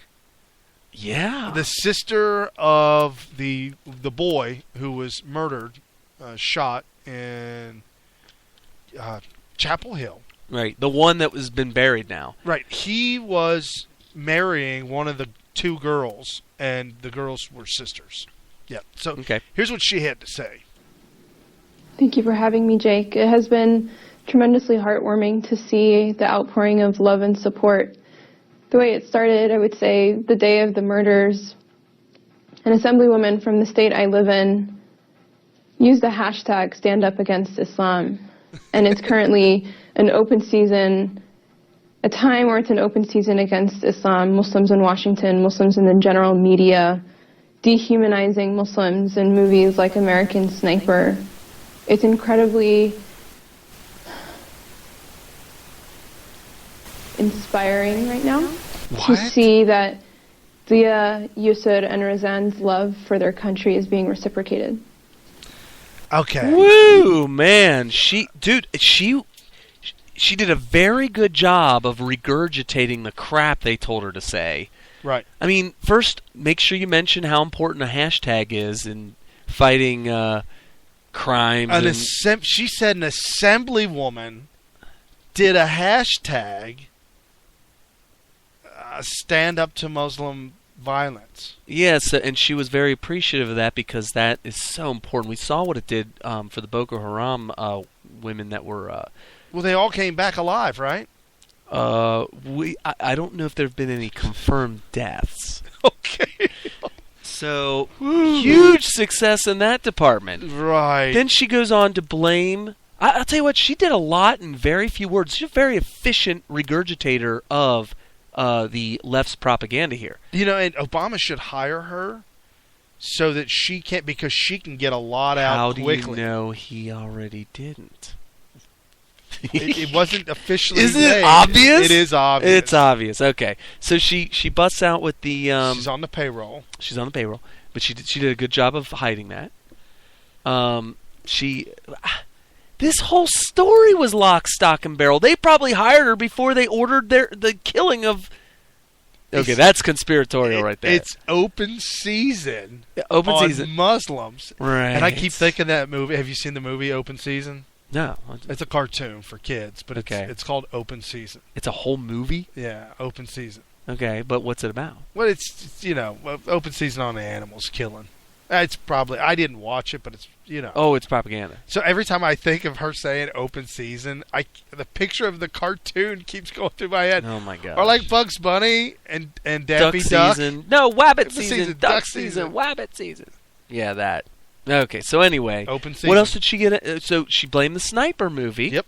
Which I thought was very efficient of her. Because she said that the American Sniper movie dehumanized Muslims. Mm-hmm.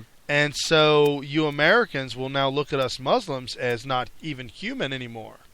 And then you'll just kill us. And then she threw some crazy thing like, I'm glad to see people share the love of country that my brother and sister or whatever. I didn't get what is that? Well, it was, you know what? She tried to be too efficient. Oh. She stuck something in there that wasn't. No, she was trying to point out that these people, her loved ones that were slain, love their country. Okay. And they also love America. Don't we all? Wait, what's what? their country? Their country, of course. Wait, America. Right. Yeah. So, and she also wanted to thank everybody, and she kind of threw that together a little bit too efficiently. So she thanked everybody for sharing the same love of country through a hashtag that her. Yeah. Oh, Well, jeez. when you over prepare, Right. sometimes you do things a little bit too well, and Yeah. it's too obvious, and that's what she did. So, I'm sorry for her loss, and I'm sorry that these people were the victim of somebody who's homicidal. Stop blaming other people, and stop blaming white Christians when they're atheist progressives. I said this online in the comments section of that ridiculous article that was trying to paint the narrative that you need to stop this war on. This is what I pointed out. I bet you the guy is a freaking progressive. He lives in Chapel Hill, Yeah. a college town. Yeah. He is anti-religious, i.e. atheist, Right. which means, and if he's anti-religion, that means he's an evangelical atheist Yeah, attempting to sway people to his side. by hating on other religions. Right. Right. That's what they do. So this guy's going to come to be found to be a progressive atheist who killed these people having no ties. There's no tie with him killing them and their religion. He's just some angry progressive who had a gun. They said he was bragging about his gun ownership on Facebook. Wow. I know a lot of gun owners, and none of them I've never post a photograph of their gun on No. Facebook. I've never seen it. No. I know people that I've own never seen you do it. Yeah, I just Never seen your brother do it. no, Never and- seen me do it. No, and here's the thing. I know somebody who was I got a Facebook friend who was bragging about having they put a post up making fun of people who think you should never own more than one gun. So clearly he owns more than one. In gun. fact, somebody commented on how many he owns, and he said, yeah, it's like a dozen now. He has no pictures of any of the guns on Facebook. That's funny. This guy from North Carolina that killed these 3 people who happen to be Muslim posted a picture of his weapon on Facebook bragging about it. This guy has all the hallmarks of a dumb, low information or high information, Right. propagandist, progressive, liberal, anti-religious, atheist, evangelical. You watch when it all comes out. That's what we're going to find. Well, funny that I'm calling it. Well, funny that you mentioned gun and gun ownership, because something huge went down this week Uh-oh. in the state of Washington, where the crazy lunatic Seattle, the city of Seattle, is, That's where the Starbucks. and Kurt Cobain. Oh yeah. That's what happens when they get a gun. You know, they said that He didn't even kill himself because in Liberalville, guns kill people, not people. Right. He didn't even kill himself. He was murdered. They had to take that gun and restrain it. They had to put it in prison. It was sentence. Yeah, well, apparently in the state of Washington, there's been a law that was passed, and if you in Washington have a gun, you're not allowed to do certain things. You're not allowed to sell it. You're not allowed to buy it without registering it. And if it's an unregistered gun and you pick it up, that's a crime. And if you put it back down, that's a felony. So if you pick it up, you have to go all the way. Right. It's kind of like, man, what would that be like? I don't know. But it's an 18-and-a-half-page, incoherent, rambling, unconstitutional gun control initiative that supposedly was bankrolled by, bankrolled by billionaires. Probably was. I mean, you've got Bill Ayers, who is a millionaire. I don't know if he's a billionaire, but he definitely likes to bankroll these things, as well as Michael Bloomberg, former mayor of New York. Or It might be current. Bloomberg? Bloomberg. It might be current. No. Not? That Cuomo. Oh, Cuomo. Oh, yeah. And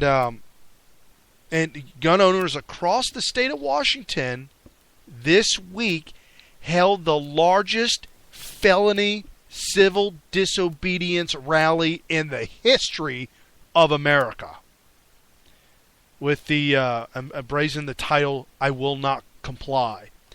There was they claim there's up to 3,000 lawful gun owners that showed up at the Capitol with their guns. Interesting. That's so many people that you really wouldn't even get the National Guard involved in that. Do you know how safe you would be? Absolutely. Do you know how safe you would? Well, it depends. What if? I mean, we're going to talk about that military, the new oath. We're getting the new oath. Yeah, we're getting to the new oath. But I mean, this is why right. they're making them do that. They said we'll get to that. We for those of you that aren't. They said in the news that they gave the tally, the number of how many people were hurt, how many people were shot, how many stores were looted. They gave the numbers to all those statistics to give it out to the public, and the number was exactly the same for all of them. 0. Nobody was hurt. No stores were looted. No criminal crime. Well, actually, there was a crime that was committed. They were all committing felony crimes. Yeah, right. By showing up. Yeah. I mean, that's the whole point of making an unconstitutional law or any ridiculous law is when you are not in compliance with the law, you are breaking the law. So right. Lots of laws were broke during that rally, and which was the point. And at a similar rally in the same state, there was a gay man with a gun, who decided to start a gay gun rally against this law as well. And he put up a booth that had the rainbow. I think it was American flag rainbow. I hate that. I hate that. Oh, I've never seen that.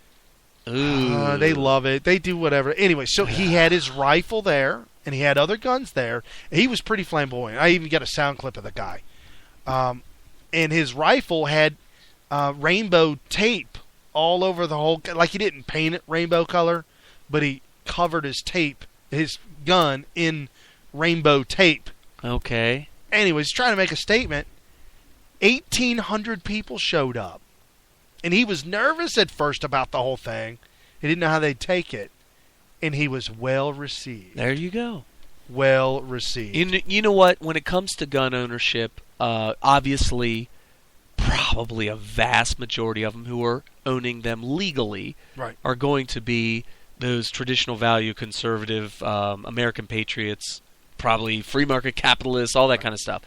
But when they're there for a gun rally, supporting our absolute God-given right to bear arms, and some flamboyant gay guy shows up with a rainbow-colored rifle, I could totally see each and every single one of them saying, you know what? Welcome. Yeah. You know? Absolutely welcome. And it's kind of a long clip, but it's the guy on the news reporter on the scene giving a story, telling about the rally, and then there's sound clips of people speaking up, and it kind of gives a little bit more of a depiction of what the rally was all about, what was going on, and the gay gun owner actually starts to get into it and explain a little bit about how they're breaking the law and how silly and nonsensical this is. So let me play this clip. We weren't angry enough. We weren't loud enough. That's the gay guy. I just wanted to show an LGBT presence here. Who's angry? Dylan. Feel that bolt. Who didn't want to give us his last name. It's a thing of beauty, man. Yeah, dude. Wasn't sure how people would react to the booth he set up outside the state capitol. Well, I think it's a great idea. When I set this up, I thought maybe a few people would come. Oh, God! But when the crowd that gathered for today's I-594 protest saw what he was offering... Given a venue for people to be able to freely violate the law. You can pick up the guns, look at them, and put them back.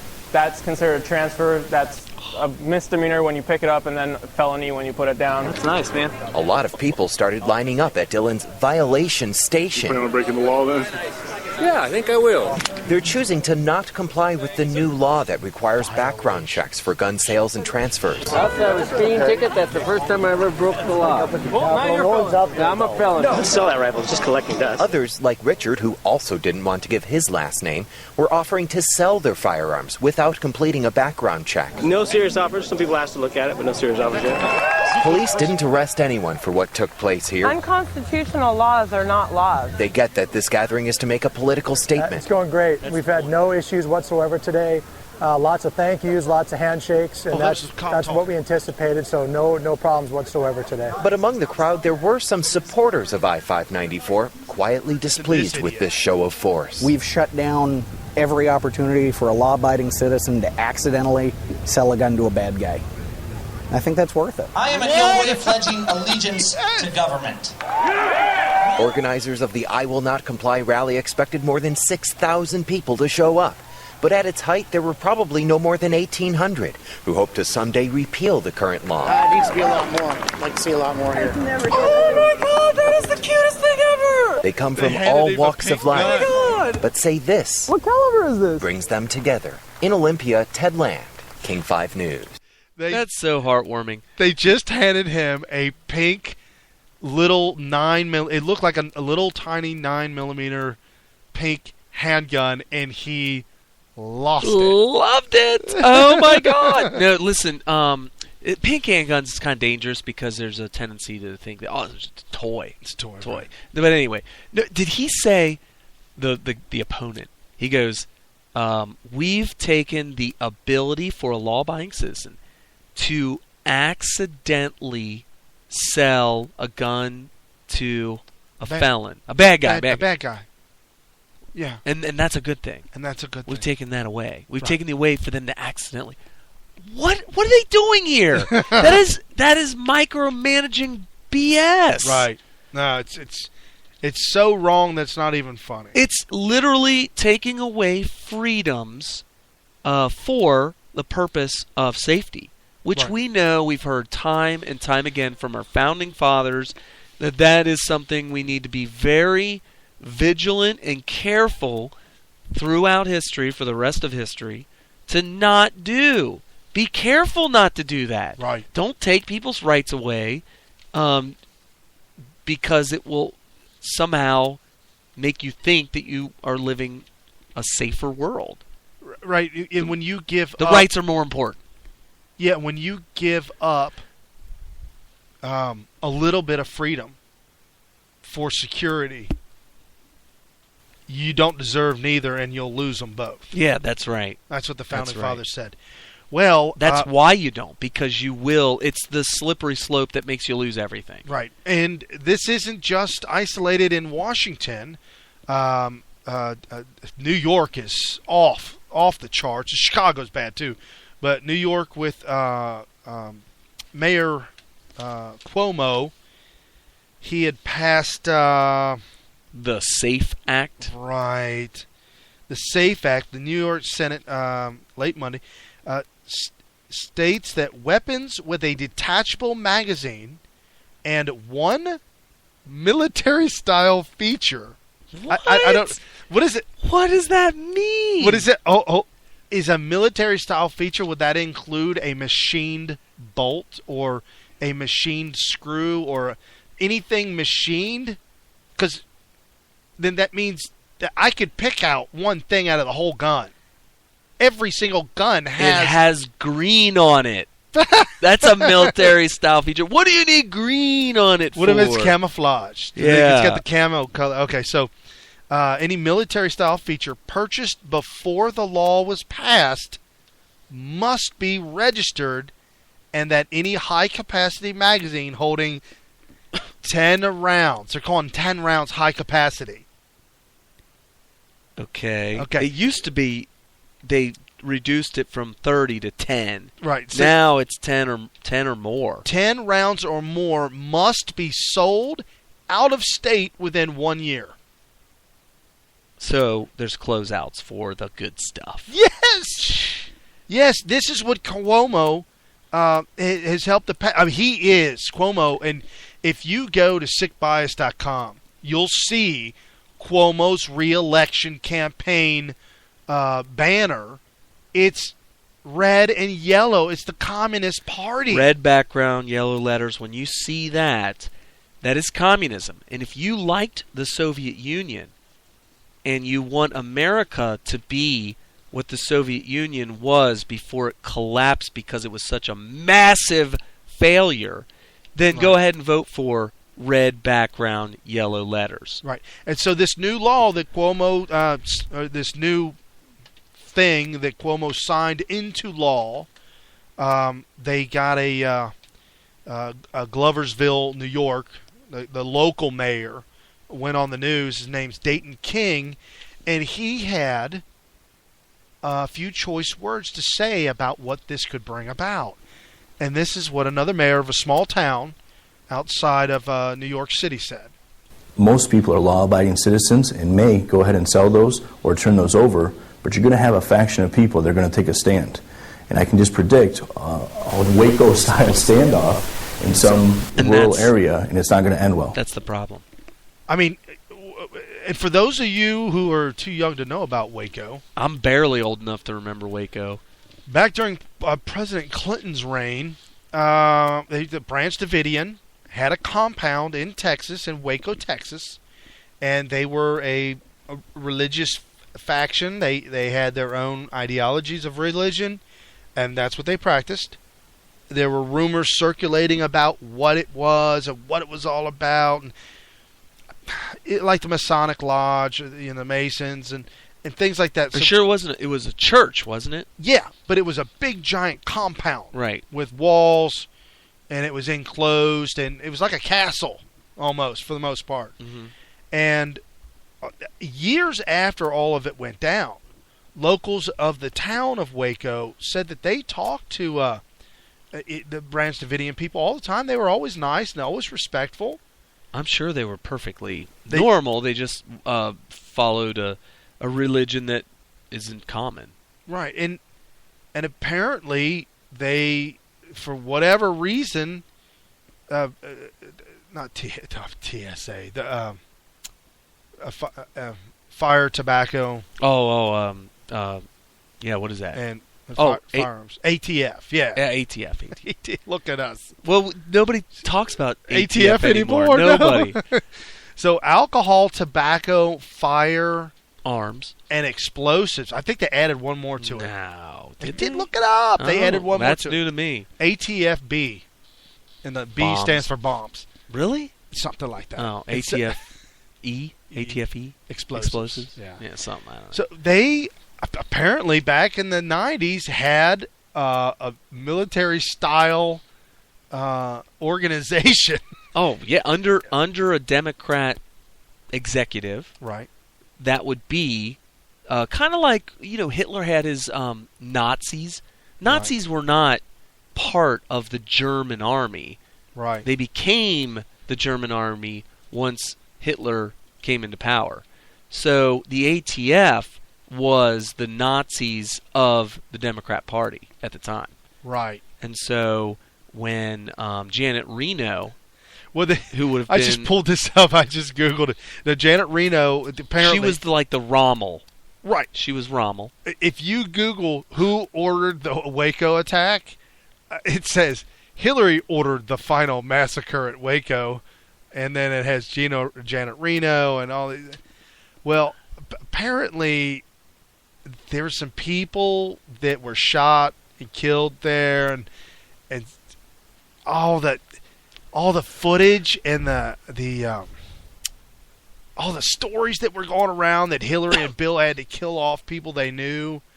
So they sent them in, and then they killed them when they were in. Oh, it was off. Our aunt was into it. I went over there for the holidays or something over her house, and she pulled out the VHS tape. Oh, it wasn't Betamax. She said, look, she had pause and said, look, you see he goes in that door? The ATF guy goes in that door? Well, watch. He don't come out. Hey, he might have died, wouldn't he? No. You know who that was? You know who that looks like? You know who that was? It's somebody that Hillary and Bill want whacked. Yeah. It was insanity. So the ATF set fire to the Branch Davidian because they weren't coming out. It was a standoff. They weren't coming out. Somebody set fire, killed every single person in there. Women, children, babies, daddies. And nobody came out. All of them dead. How does that happen in America? And how does somebody pay for the consequences of that? Yeah, and the narrative engineers had to paint them as, whacked out. And who was it? David Kesh. David. Well, I'll look it up. Hold on. No, but let's see. Branch. Oh, that's what they were saying that Davidian. That Timothy McVeigh. Well, that's a later story. Well, that was his he was for retribution, Oklahoma City bombing. Yeah, he wanted to. He said he wanted to avenge. He felt that what happened, what Janet Reno and led by Hillary and Vince Foster. What about what happened? What about Vince Foster? Well, they're saying he didn't, but Vince Foster. Oh, okay. Yeah, they the Waco siege.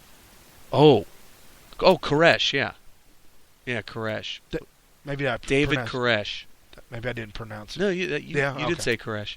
So anyway, So the government did an illegal siege on American citizens, military style. It was full-blown military style. There's no Right. question about it. Did they have just cause?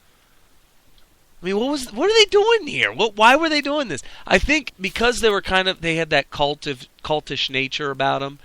I think they were worried that David Koresh was going to do harm to these people at the compound. But I don't know. What was the reason that they had this siege? Probably because the kids weren't going to school; they were being homeschooled. And back then, you could get hauled off to prison for not turning your children in to the state. And do you know, to this day in Germany, a law is still on the books that Hitler put down that you will be arrested and your children will be taken from you if you homeschool them. That is so... It's still on the books. That is a definite violation of human rights. Ugh. And that's not in the original or even modern Bill of Rights, but if I had to rewrite them, I would put something in there as to responsibility for your own children. You know what I mean? Right. But anyway, yeah, I'm not sure why they thought it was necessary to go in there and barge in with tanks and all that kind of stuff. But the place ended up burning down. They all died, and Janet Reno appeared to have egg on her face. Dozens of, they're saying 76 Branch Davidians, including 21 children and 2 pregnant women. Dude, you're at 100. Yeah, flat out. Yeah, and so eventually that led to the Oklahoma City bombing on the 2-year anniversary of the Waco siege. It is ATFE. Alcohol, tobacco, and fire explosives. Oh, well, thank you for calling in, whoever that expert was. All right, so what else are we missing on the headlines? Did I get to the segue into... yeah, I did. This is the segue. Now, okay. This gets into... And I played that clip. Okay, yeah, this gets into number 3 on the list. Yeah, you did this backwards. Damn. Well, when I was looking at my list, I realized it would go better. Really? If I did it in this order. Okay, all right. Because they... I trust you, man. I trust you. Now we are knee-deep into gun ownership. Obama's agenda. All right. So, apparently, there's a guy, and his name's Jim Garrow. And Jim Garrow In 2009 was Nobel Peace Prize nominee. Wow, that's impressive. Right. And there's a lot about him. I read about him. He is a very not famous. When I say famous, he is out in the limelight, if you will, in fame. Out in public. So he's a public person. He is responsible for rescuing tens of thousands of little girls, from the genocide that is going on in China. Ooh, okay. Because in China, they have a 1 kid, 2 kid minimum limit. Maximum. And so China, and this is a huge problem in China. I don't want to get too sidetracked, but when a Chinese couple, they have a baby, and it turns out to be a girl, they either abort it or they throw them away to all these homes that are completely filled with all these female Chinese girls. Okay. Because since there's a maximum limit of Chinese, I get it. They want a boy. So here you have a family. They know they're only allowed to have 2. Right. First one's a girl. Maybe you don't throw her away because you got 1 more to go. Right. You really want a boy really bad. Second one comes along, it's a girl, and you're like, no, we have to have a boy because I want a boy. Right. Let's ditch this one. Right. If you already have it, then it's illegal to kill it. Well, you take it to the government. Well, in a progressive environment, you would abort right after the fact. You could with abort. Technology the way it is, you could probably find out early enough. Some progressives have argued that you should be allowed to abort up to 4 years old. Because, because at the argument was, are they conscious? Right. And if they're not conscious, they're not really human. Okay. Human. Like a dog. Well, some say are dogs conscious? What animals are conscious and what aren't? Okay. So like a fly, kill it. No, it's not conscious. But they say that humans, when I say they, I mean progressives, who are arguing to murder children like they always are. Right. That since a child isn't conscious of its existence, therefore it does not exist. Kind of like if a tree falls in the forest. Oh. If it doesn't make a sound, and nobody's there to hear it. Yeah. So did it really fall? Right. So they're saying, well, since these kids aren't even conscious, oh Lord. Go ahead and abort them. So this guy is really famous for his saving these girls, and really bringing that whole horrible scene of genocide to light, and he's part of and that makes sense that he would be a nominee for the Nobel Peace Prize in 2009. Absolutely. Well, this claim that he's making that came out this week, a shocking claim, and I want to bring this up because I know you like conspiracy theories, and I need you to work with me on this one. He claims that he was told by top military veteran that the Obama administration's litmus test for new military leaders is whether or not they would obey an order to fire upon U.S. citizens. Did you hear that, folks? If President of the United States started internment camps and started a police state, would the leaders of the people implementing the police state, would the leaders have the cojones or the gall or the ability to kill another American citizen? Would they be able to turn their guns on?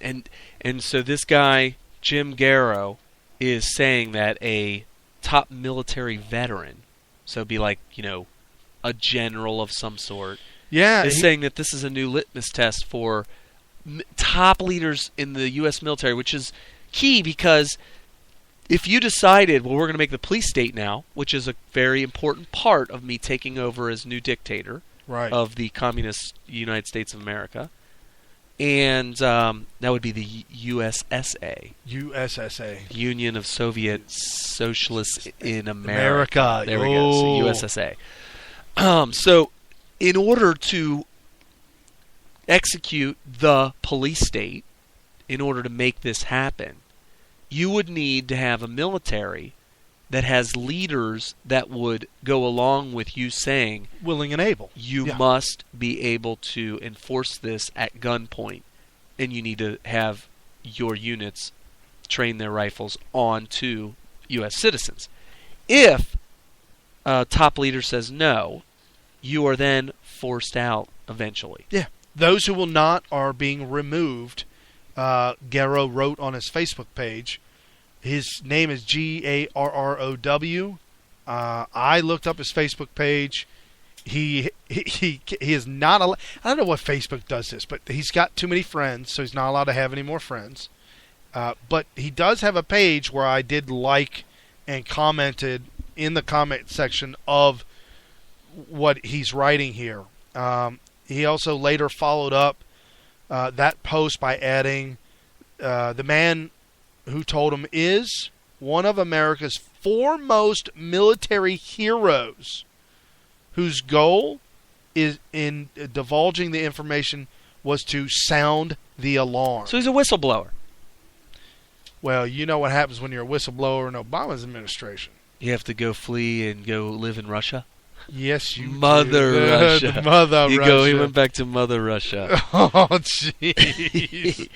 So, wow. You know what that is? That's Obama saying, well, go ahead and go to the motherland. Go to the motherland, and you'll be safe from these crazy terrorists in America that call themselves a Tea Party. That's what he's doing. Well, he's saving his people. At re-education camps as well. I mean, that's where you go to get refreshed or re-educated, recharged. Right, because if anybody has the communist thing down with lots of experience, it's the Russia. Right. Woo! For those of you low information youngsters out there, there was a country that is currently known as Russia and all of its associated smaller, like Georgia. Right. And Romania, I think, was in there. Uzbekistan. A whole bunch of those stands. Oh, Yugoslavia. Wait, are they a country? Former Yugoslavia. They're not anymore. Oh, okay. So there was a huge country, easily maybe the biggest country ever on the face of the earth. Square footage of miles, absolutely, absolutely. Right. And that was the Union of Soviet Socialist Republic. Right. Currently known as Russia and a bunch of other countries. But anyway, Putin, by the way, was part of a intelligence community of the USSR, and now, as the Russian president, would probably love to reunite the Soviet Union. Oh, that's his number one goal. Absolutely. So is that really what he's trying to do? I mean, it's an unbelievable claim. It is so out there, and the article that was writing about it, just the guy writing the article just sounded like he was beside himself because he knows how credible Gallows is. He knows how incredible he is with all the work that he's been doing. Nobel Peace Prize nominee, which probably should have won it. I mean, Obama did get the Nobel Peace Prize before he went to war. So, I don't know how that works. But this guy never, and he's doing the peace. But now he's coming out saying this. Why did the top military official pick him to tell? Well, he obviously was trying to blow the whistle. Well, why would you tell him? Why would you tell somebody different? Why would you? Interesting. Maybe he's a friend. Yeah. You could just be a friend. Okay. Maybe this was a guy that was helping him accomplish his goal in China, saving the children. Oh, very possible. He was the highest. Oh, no, it would have been. Yeah. So he somehow. he was a Nobel Peace Prize nominee. Maybe he thought this was a good person to try to. Maybe he told a lot of people, and it wasn't until he got to this guy that he finally repeated it publicly. And this is the only guy that would come out and say it. Right. Yeah. I mean, I'm just kind of brainstorming on why. Right.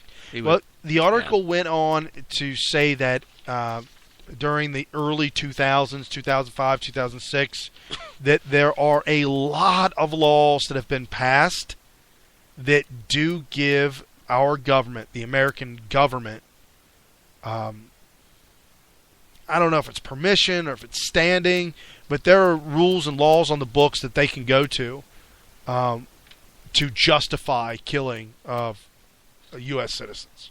So it's not like it's unheard of or that it can't be done, but the fact that it can be done, but the fact that he's taken it a step further and making sure that the people that are in place will get it done.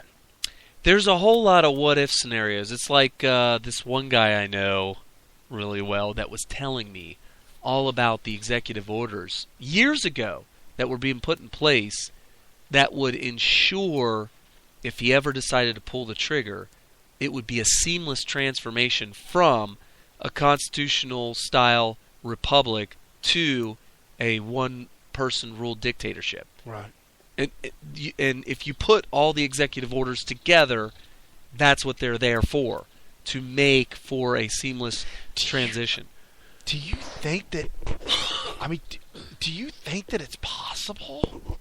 Well, why not? I know it's possible, but God help us all if this really ever came to light. Well, we would know within 2 years. I guess the big question is I'm assuming that if we survive the next 2 years without, actually 3 years, isn't it? No, we're down to a year and a half. It's 15. No, because he gets all of 16. We don't really get a new president until 2017. Right. So I know we're not halfway through 15. So all of 16 and all of 15. Yeah, which were nine months left. No, 10 months. 10 months left. There's 12 months. We're only in February. 10 or 12 months. 2 past June and 9 Somebody past do the math 3, for us. 4 past 5. Mr. Producer. Bust out the calculator. No. So it's 12. But so is it a leap year? So you're saying 22 months left in this ordeal to be able to survive. Now here's my assumption, and I believe this has got to be true. Has to be. I assume that once he is officially 100% out of office, he read the new president coming on is reading his oath of office, and it's a done deal. We have a new president. Obama is no longer in the White House or president. That he cannot then, at a later date, make this happen. No. He has to do it as president. As president, right. He can't just say, all right, well, now that I'm done, I can really get to work. That's not feasible. Like, now we can make this happen. No. He has to be in office. So if we can survive the next 22 months, we're probably in the clear. Well, and I don't know how that's going to happen, especially with this going down, and then all of a sudden now coming out, breaking news this week, that the executive order that Obama signed to make 5 million illegals legal. Oh, right. I'm wondering where. Apparently, there's a loophole in that will also allow them to vote. Uh-oh. How? I didn't hear. I mean, I kind of knew. I knew. As soon as I heard about it, right, I knew that what this is about. Yeah, no, they said there's a loophole there to allow them to vote. Which, of course, that's what they would want to do. Yeah, because that's the only way Democrats can ever win an election, by lying, cheating, stealing, by hook or by crook. That should be the Democratic Party's title. Motto. Right. Democratic Party, or Democrat Party, by hook or by crook. Right. So, that's really disappointing to hear that they're going down that road. I mean, conservatives have been saying for months and months, maybe even probably years and years, that amnesty is just a way for them to get the Hispanic vote. And some were saying, well, we know the illegals can't vote, and we know that if they become legal non-citizens, they still wouldn't be able to vote. Although Rush says this all the time. Rush said, I was going to mention that. Rush has been saying this for years. The second amnesty happens, who was it that he said was going to come out? Chuck Schumer. Is going to walk right out the door, find the nearest camera he can find, run up to it and say that this is a travesty, that these people that are legal residents or citizens or whatever they might be. He may even call them Americans. Oh, well, they already do. They call them Americans. You know why? Because Central America's in America. They're like, in fact, they get upset when we call United Statesians. I mean, what else do you call them? No, Americans. Yeah. They call people citizens of the United States. We call that, for short, Americans. Because what else would you call citizens of the United States? Liberals mock that. Did you know that? Yeah, no. Well, I mean, I'm not shocked, but amazing. Yeah, they mock conservative patriots that call American citizens Americans, because we must be idiots to say that, because Canadians are also Americans, Mexicans are also Americans, Brazilians are also Americans. They're all part of the Americas. Right. So they're all American is what they say. So they try to, sneer and go and wink, wink, nod, nod, point, point. Of course. Look at them. Look at them calling United Statesians. Well, I don't know. What are you calling them? Right. We've never come up with you know what it is? It's a way for them to say, look how arrogant they are. It's always the bully in the room. It's always the one always picking on people. And they call themselves Americans, not even realizing. They're so ignorant and so dumb, they don't realize that every single person that lives in North and South America and Central America, they're all Americans. Well, what about the thing you were telling me earlier today that your dad was saying about the... Okay, so here's the loophole. The gift. Turns out, now, I'll tell you what the truth is, but I'll tell you what they're trying to spin this, how they're trying to spin this. So we have all these illegal immigrants in America, whether they climbed over a fence or they came here under a legal visa, green card, whatever, and then overstayed. Whatever the case may be, they're here illegally, and it's millions upon millions. Some say 12, some say 20 million illegal workers, whatever they are. And so now they're going to try to give them amnesty. Once given amnesty, and part of the amnesty bill that they're trying to jam through is that these people will now be given eligible for $6,000 per illegal immigrant per year that they can prove that they were working in America. And so if they can and up to 4 years. So each and every one of them are eligible for a check from the government, from taxpayers, for $24,000 for each one that can prove that they've been working in America for 4 years. So if it's me, my wife, my brother, his wife, and your three other brothers and their three wives, and because we all live in the same one-bedroom apartment, right? You came in the same moving truck. We would now qualify and be able to buy a McMansion. Right, and you would, because that's where you need all the room for all the apparently, families. right.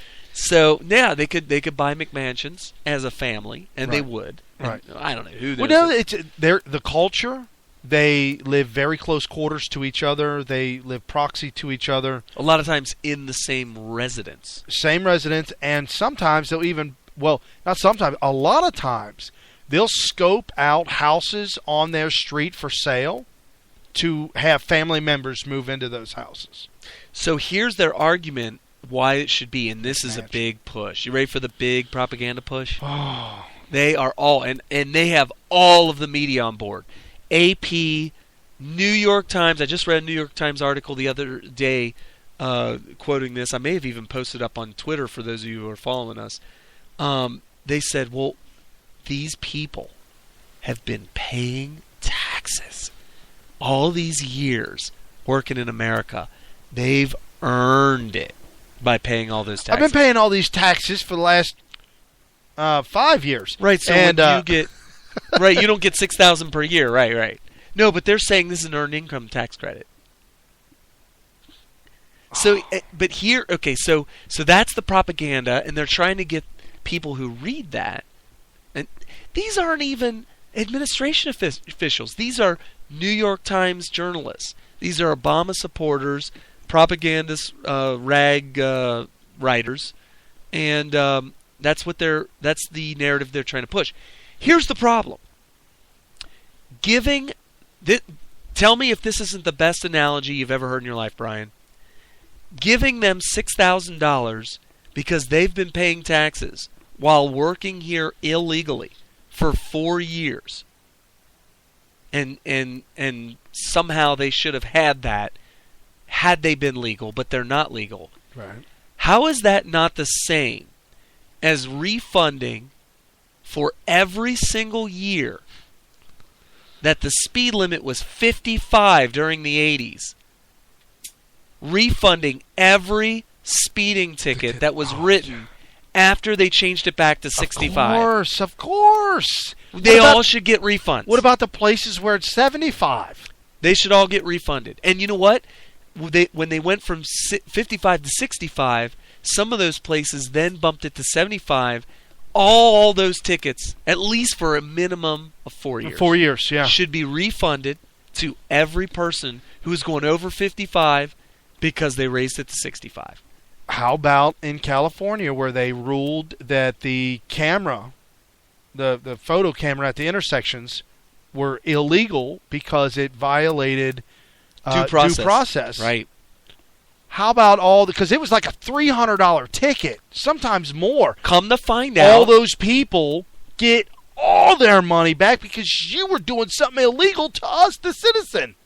Okay, you violated me, the citizen. Okay. Brian, I would argue that they should get their money back. Okay. Because the law was illegal. Correct. Speed limit 55 is a legal law that is legal. Okay. So when they were violating changing the law, or you're changing the speed limit. So here's my point. The point is that the law was a law. Right.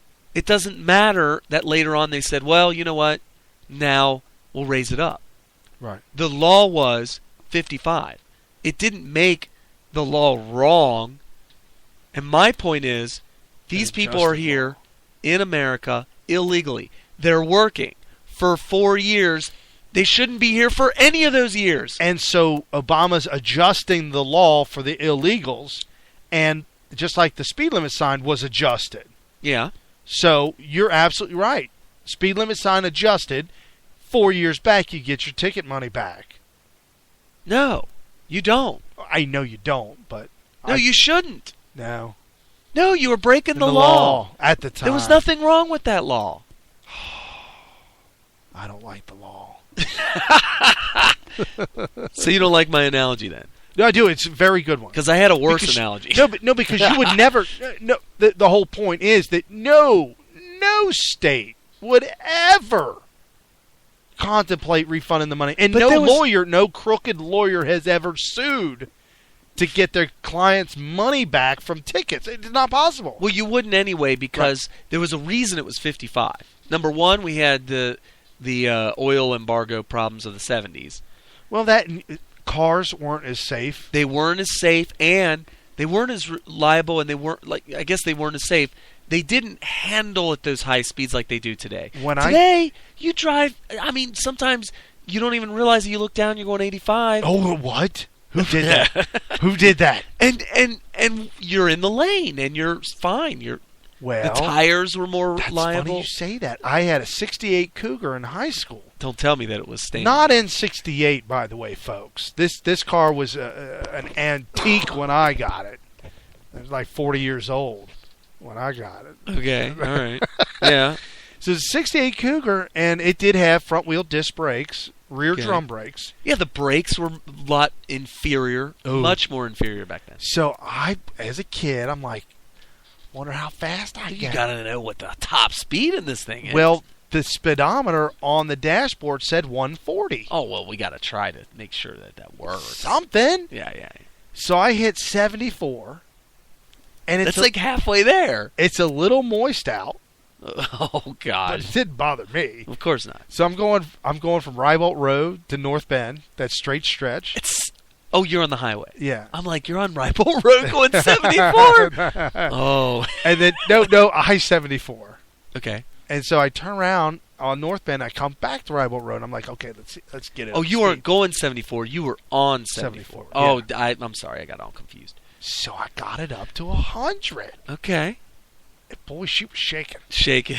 She didn't like that. She didn't like that none too much. And all of a sudden, a car decided it wanted the lane I was in. Wait, it was going faster than you? No. Oh, you were ahead of me. I was approaching him. He wanted the lane I was in. Okay. So I hit the brakes, and the whole nose of the car dives down. Which, yeah, I mean, that's what happens. Well, once that happened, I started to lose. The wheels were losing the grip, and all of a sudden the back end started switching. Yeah. Started getting squirrely on me. Mm-hmm. Yeah, it wasn't no good, man. It wasn't no good. Well, back in the day, I remember we had a van. It wasn't mine. I was driving it for the military to take them to Liberty. Right. You know, we were taking them to go have fun. Right. And I volunteered to be the driver because once I dumped them off, I have a vehicle now. Right. Because I was in charge of picking them up later, so I had the vehicle. So it was awesome, right? Yeah. Well, this was like a 80s van. And I remember there was so much slop in the steering that when you had to make an adjustment in the direction you were going, like on the highway, you had to turn it about a quarter of a turn before you could feel it catch. Yeah. Yeah. And then if you had to readjust the other direction, you had to turn back a quarter of a turn until it caught going the other way. And so that's why you see in the 70s movies, the trucker, they're turning back and forth and going back and straight. Forth. They're just going down the highway, but they're like, what are they doing? Swerving? No, they're not swerving. They're trying to go straight. And the Dukes of Hazzard is a classic one. Driving a Dodge, a Chrysler. Of course. And when you talk about slop, yeah, I mean the pin in the whole, what is the rack and pinion? The rack and pinion. It's like throwing a hot dog down a hallway. That's what kind of room you have. There's a lot of play there. Yeah, it just doesn't really fit very well. Oh, and the manual steering. Oh, don't even get us started. Manual steering. That means you have to get out of the car and nudge Turn the wheels? No, you have to nudge the car with your hip. Oh, you get a hip check. Yeah, that's manual steering. You have to turn the wheel with your hand. The tire. You have to get out and move the tire. To get it to move. That's like those really crappy toys we had when we were a kid. We wanted to turn them. We had to turn the wheels. So I rented a Cadillac STS in Long Beach, California. Okay. To go to Vegas. And what year would this be? Cadillac STS, was that like the 50s? It was a brand new 08. Oh, okay. And it had less than like 20,000 miles on it. So it's fairly new. Oh my goodness. We, the wife and I were heading out, going to Vegas. And before I knew it, in the desert, where I don't know if there's an actual legitimate speed limit or not, but when you're in the desert, you pretty much just was it paved? Nobody. like we had to dodge the camels. And no, we're on the freeway, and I'll tell you what, going 100 mile an hour, I was standing still. It was like you on rails. Yeah. It was so phenomenal that I had to stop myself because I could have easily cruise control 120 and not even thought about it. Maybe kind of doze off a little bit. Yes! It was so quiet. Yeah. It was so smooth. It was like you were floating on clouds. It was unbelievable. Well, interesting. This thought just kind of popped in my mind, and I'll back up a little bit related to what you just said there. Besides the safety of the cars, I mean, I think like highway maintenance was a little different back then too. I think that you could run into maybe more potholes or just uneven or bad turns. Well, what about my dad's road going to his house? They didn't pave that until the 90s. Yeah, well, there's that, but I'm talking about like on the highway with the jumping from 55 to 65. Right. I mean, you could make an argument, well, back then, maybe the maintenance was less frequent. The material that they used to make the asphalt might have been different, but all I know now is a freshly paved highway today is, number one, you got just smooth as silk, wider lanes. The turns are very gradual. And they're banked, too. Yeah, the banking's a little bit better, but then also you don't have blind hills like you used to. Yeah. You know, I remember my dad telling me he was a trucker in the 70s. He told me in Tennessee, when you had to go up the Smoky Mountains or whatever in Tennessee, he said there's a blind hill, and when you get to the top, it goes level so quickly that you going 60 miles an hour, if you come over the hump, you'd be airborne. No, not airborne. You can't see ahead very far. Right. Well, trucks going up hills like that tend to go like 25 miles an hour. Right. He said that trucks would be at the top of this hill over the hump, just getting up from 25 to 35 miles an hour. They were just starting to speed up. And some of these... Oh, somebody behind you didn't even see you. Some muscle car would be coming up going 75, 85 miles an hour. And you're up to 30, 35. Barely, yeah, right. yeah. And he said that some of the most horrific, deadly pileups would happen at the blind side of the top of this hill. Jeez. Well, they don't make highways like that anymore. Right. They don't ever allow or leave a blind hill like that on the highway. So it would make sense that in the safer highways of today compared to back when the speed limit was 55, that 65 would be safer. Well, and you certainly got a lot better aerodynamics and fuel economy. There's no question about that. Yeah, I mean, if you look at a I just saw the movie The French Connection. Yes, you did. And those cars had the aerodynamics of a wall. Well, I was going to say if you were in a fifth wheel that had a trailer, like a house, right? A house trailer. What do they call this? A mobile home. Yeah, a house trailer. Yeah, a mobile home. And you were trying to go fast with that. That's the kind of aerodynamics we're talking about. Yeah, it's not happening. It's like when you stick your hand out the window and you feel all that resistance from the wind. Yeah. Okay, stick a 4 foot by 4 foot piece of plywood out the window and hold it straight out without moving. Now do that with the front of a house. Right. Well, look at the tractor trailers back then with that big giant flat face. Oh, the no-nos. The ones with no-nos. Yep. Yeah. That is enormous. How is that aerodynamic in any way possible? Four 4x8 sheets of plywood butted end to end. Oh, okay. That's happening. Oh, anyway. All right. Hey, do you want to hear something funny? You mean we haven't been funny yet? Wow. Wow. How about something funny again? Okay, how about something funny again?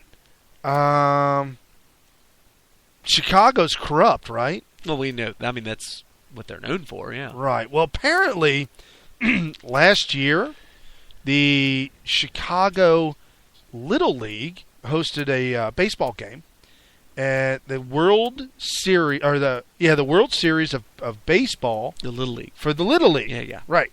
And the winners was, the name of the school is called Jackie Robinson West. Okay. For the national title. Okay. And they're out of Chicago, and Obama brings them to the White House. All the kids are black. He's black. You see where I'm going with this? It's getting racist. Well, did he bring them there because they were black or because they were national champions? Because they're black national champions out of Chicago. And so is Obama out of Chicago. So if they were white kids from Nebraska, you wouldn't get a chance. Maybe I'm being racist like that anyway. You're definitely projecting. No. So apparently, just now, almost 6 months later, they had their title stripped from them. Okay, what happened? They were caught cheating. Okay, how did they cheat? If you're going to play on a baseball team, okay, the team that you play on, you have to live in proxy to the school. And that's a whole nationwide or World Correct. Series rule? If you want to play in this league, you have to adhere to the rules. And one of the number one rules that everybody knows is that the kids that play on the team must live in proxy to that school. Okay. I didn't know that. That's actually a pretty cool rule. That would combat stacking of teams and stuff like that, and recruiting from far and wide. Now that you mention the stacking part, apparently the coaches told the parents, "Oh no, it's okay. No, yeah, come on. We're all Chicago. It's in Chicago. We're Chicago team. Right, we're Chicago's team. It's the Chicago All-Star team, and they didn't know that wasn't allowed. Right. So when these kids were coming from all points around the city, they were in clear violation of the city's of the rules for the league. So their title was stripped from them, and all of a sudden, Jesse Jackson gets involved. Oh no! I did not know you were going there. I did not know you were going there. And I was kind of taken back. There's also a guy it's a priest by the name of Michael Fledger. I guess the P is silent. Flegger. Flegger. P psychology or P pneumonia. P psychology. P pneumonia. P pneumonia. Pneumonia. Okay. So he was a priest that came out and also spoke out against this, and he was with Jesse Jackson, and the priest is white. And I'm not trying to be racist or anything, but the priest was calling racism too. Anytime you say I'm not trying to be racist or anything, well, it took me off guard, and I didn't get it. I'm like, what's this priest doing? Okay. He was also the same priest who went with Al Sharpton to St. Louis, Ferguson, to pray with the family, get involved. So what's the angle here? Anyway, the angle's racism. Well, the kid, and I don't know why they pointed this one single kid out, but apparently this one kid is pulled aside out of the whole team, and Jesse Jackson and this priest and the mom are all coming out saying things. So here's the kid. Here's what the kid says. The Little League World Series organization had many options. They could have suspended coaches. They could have sat down the team. They could have given a fine. They had a lot of different options to do. But they chose the most severe and, in my opinion, the most unacceptable, to go after the children and target the children. The children. I couldn't get over the fact that that children. wasn't the kid. That wasn't the kid, was it? Okay. I don't know if I have the kid. Way to set up that soundbite, man. All right, let me set the. This one's supposed to be. What's wrong is. Oh man, I got him labeled to say. Okay, here's the kid. What's wrong is wrong, but I feel that we didn't do anything wrong. I feel that If we did, it shouldn't be on the kids. It should be on the parents, which I don't think they did anything wrong either. Brandon. So it's not my fault. I didn't do it. You know what that reminds me of? So that reminds me of this fight I saw at West High. It was a fight. Okay. And I walk out, and I see the fight going down, and it's wow. They're just throwing fists. It's 2 kids, and it was kind of after school, like way after school, so there weren't a lot of people around congregating to watch it. It was probably like 5 people there watching it. And I walk out, and as soon as I walk out, I see who's fighting, and one of the kids' name is Lucas.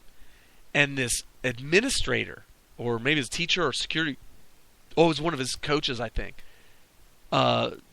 jumps out of his car and says, "Lucas!" And he immediately stops fighting, looks up and says, "It wasn't me." And I was like, what? I just had to... Like, that's how quick it was. Like, bam, bam, fist, fist, fist, punch, punch, punch. Lucas, it wasn't me. That's how quick it was. And I'm like... Man. Oh, so this it's almost like a parody of not taking responsibility. Right. So what's wrong is wrong. This kid, I think he's like 16. The kid said, "What's wrong is wrong." 16, and it's 12 and under, by the way. Yeah, exactly. I know it's he's buying beer. He's So what's wrong is wrong. I know what's wrong, and we didn't do wrong. And maybe you could blame it on the parents. They're going to songify this. Yeah, maybe you could blame it on the parents. But the parents, I don't think they did anything wrong. You need to make a soundbite of the Allen Iverson. Oh. You're talking about practice. Practice. Okay, so the mom, here's how this one lays out. It's the mom, Jesse Jackson, the priest, and the priest. Yeah, the mom, the Jesse Jackson, and the priest. We already heard from the boy. So here's the mom. She's going to speak. Oh, boy. Then Jesse follows, and then the priest. Here's the mom. It's amazing to me that whenever African Americans exceed the expectations, that there is always going to be fault that is going to be found in what it is that we do. Little League says that they teach character and they teach courage. Well, this isn't an act of courage, and this sure isn't an act of character. Brandon Green and his teammates, they earned the championship win, and we will not stop until justice is done. We think that this punishment meted out is too harsh.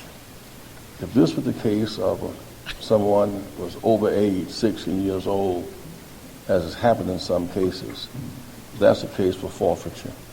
They could have suspended coaches. They could have sat down the team. They could have given a fine. They had a lot of different options to do.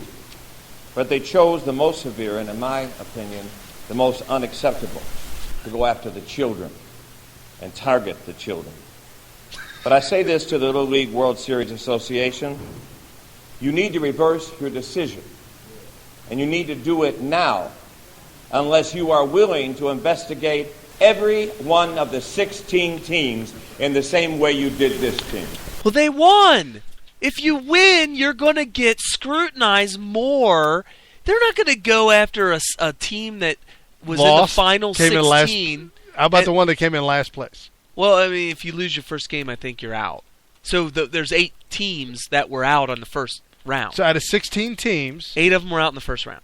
Okay, but the first loser, you got to scrutinize it. He said all 16 teams. That is the most preposterous. Let me go back to the mother. Listen to what that mother said, and I'm sure you've heard this several times before, and I hope and pray to God for the sake of the African American community, the entire black race in America. What you heard her say is what the problem with the black culture in America is. And as long as you're avoiding that attitude, you have hope. There's a chance. There's a chance for you. I don't care what color skin you are. You could be white, and if you have that attitude, you are on the highway to failure. Yep. It's as simple as that. Every time. And when you hear that, I hope that not only do you instantly cringe, but then you just want to go home and pray for everybody who is under the influence of that woman and any other authority figures who share that same culture. And I'm going to use the word culture because it's like a complete systemic problem. It's not like, oh, well, she's just a bad apple. No. It's all people that behave that way, where they immediately snap to the race card to justify, or what they're doing is they're using this to go on the offense. And when I say this, I mean the race card. They're using the race card to go on the offensive when they've been caught cheating. And, I'm not saying that they're in a culture of cheating. I should hope not. But when they are cheating, there are cheaters in every culture. When you throw out that race card, it just, wow. I just know racism's never going to end when you have this cycle of using... Because she's teaching her child to be like this. Yeah, she got him up there. He's 16. She got him up there. He's being punished for being black. Mm-hmm. That's exactly what she's saying. She's saying these kids are being punished for being black. Right. Absolutely. And of course they're not scrutinizing the other teams. The other teams didn't win the whole World Series championship first place. No. So of course they're not being scrutinized. No, I want you to scrutinize all 16 teams, even that last place team. Yeah, scrutinize the last place team. Maybe if there was like something, there is something special about making the final 16. Okay, so if you do come in 16th place, then maybe you could get your title stripped of being a Sweet 16er. In the Sweet 16er. If you're a Sweet 16er, come to find out you were doing illegal recruiting tactics like these people were. It's cheating. What they have done by going outside of their boundaries was make a team that's stacked. Yeah, which is why they have boundaries. Right. So everybody else played by the rules. I may have gone a little overboard on the rant, but just hearing her like that, what she said, and me having a rant about what she said is the reason why I decided to do this show. Right. Absolutely. We have got to stop people with her attitude from, number one, having that attitude. They need to be, number one, they need to be criticized severely. Called out. Called out, and so that everybody who hears us, who may share her beliefs or views, will realize, wow, you know what, Carrie's right. And if I'm not, or if there's something I'm missing, or something I could add to it, please leave a comment. I'd love to be able to do this more effectively, because people like her need to be stopped. Right, and we also need to stop global warming. We need to stop climate chaos, and we're coming to the end of the show, so I'm going to speed this up. Yeah. Josh Earnest, the White House press secretary, came out this week, and he was put to the test by a news reporter while he was on the stand. And here's the conversation. I'm going to let you listen to the whole conversation, because it is it's amazing what liberals do when painted into a corner. Okay? Yeah. All right. He said, and let me just read the second part of the question. He was asked if the media overstates the level of alarm people should have about terrorism as opposed to longer-term problems of climate change and epidemic disease. He says, absolutely. So let me just clarify. Is the president saying, as he seems to be implying here, that the threat of climate change is greater than the threat of terrorism? I think, John, the point that the president is making is that there are many more people on an annual basis who have to confront the impact, the direct impact on their lives of climate change or on the spread of a disease than on terrorism. So the answer is yes, the president thinks that climate change is a greater threat than terrorism. I think the point that the president is making is that when you're talking about the direct daily impact of these kinds of challenges on the daily lives of Americans, particularly Americans living in this country, that direct impact is more that more people are directly affected by those things than by terrorism. So climate change is more of a clear and present danger to the United States than terrorism? Well, I think even the Department of Defense has spoken to the significant threat that climate change poses to our national security interests, principally because of the impact that it can have on countries with less well-developed infrastructure than we have. I'm not asking if it's a significant threat. I'm asking if it's a greaher threat. Okay. Well, I wouldn't have a whole lot more to say about what the president has said in that interview. Such as in South Africa and the Iraq, everywhere such as. Listening to him reminded me of her. Well, I want to thank him for admitting that it's the policy of the Obama administration that the fraud, perpetrating and furthering the effects of the fraud of global warming, which is to further government control, i.e. communist control over the world. Kerry, this guy named Josh Vorius, who writes for The Slate, he begs to differ. Oh, really? Yeah. He had 2 points. The second point I didn't even care about because I couldn't get past the first point. But his first point, the New Republic's Rebecca Lieber makes for me, the numbers back up Obama's general take. A 2012 DARA international report commissioned by 20 governments estimated that climate change causes an average of 400,000 deaths a year. What? A total that could grow to more than 600,000 deaths per year by 2030. First of all, it has not been getting warmer. See, we're a little bit older. I mean, we're young, but we're old enough to know. We were conscious. We were politically conscious back in when Al Gore came out with his fraudulent movie. Well, 5 years ago, Al Gore said that the oceans were going to overtake us, and that hasn't happened. No, he said it was going to be. We were going to be overtaken by 5 years ago. Right. 5 years in the right. So now, like 15 years ago, he said in 10 years, right, it's going to. We're going to all be under. Yeah. We're going to be wading. Right. We're going to be wading through the ocean. So according to DARA, the DARA, I don't know who that is, but apparently it's an international group. 250 million people face the pressures of the sea level rise. 30 million people are affected by more extreme weather, especially flooding.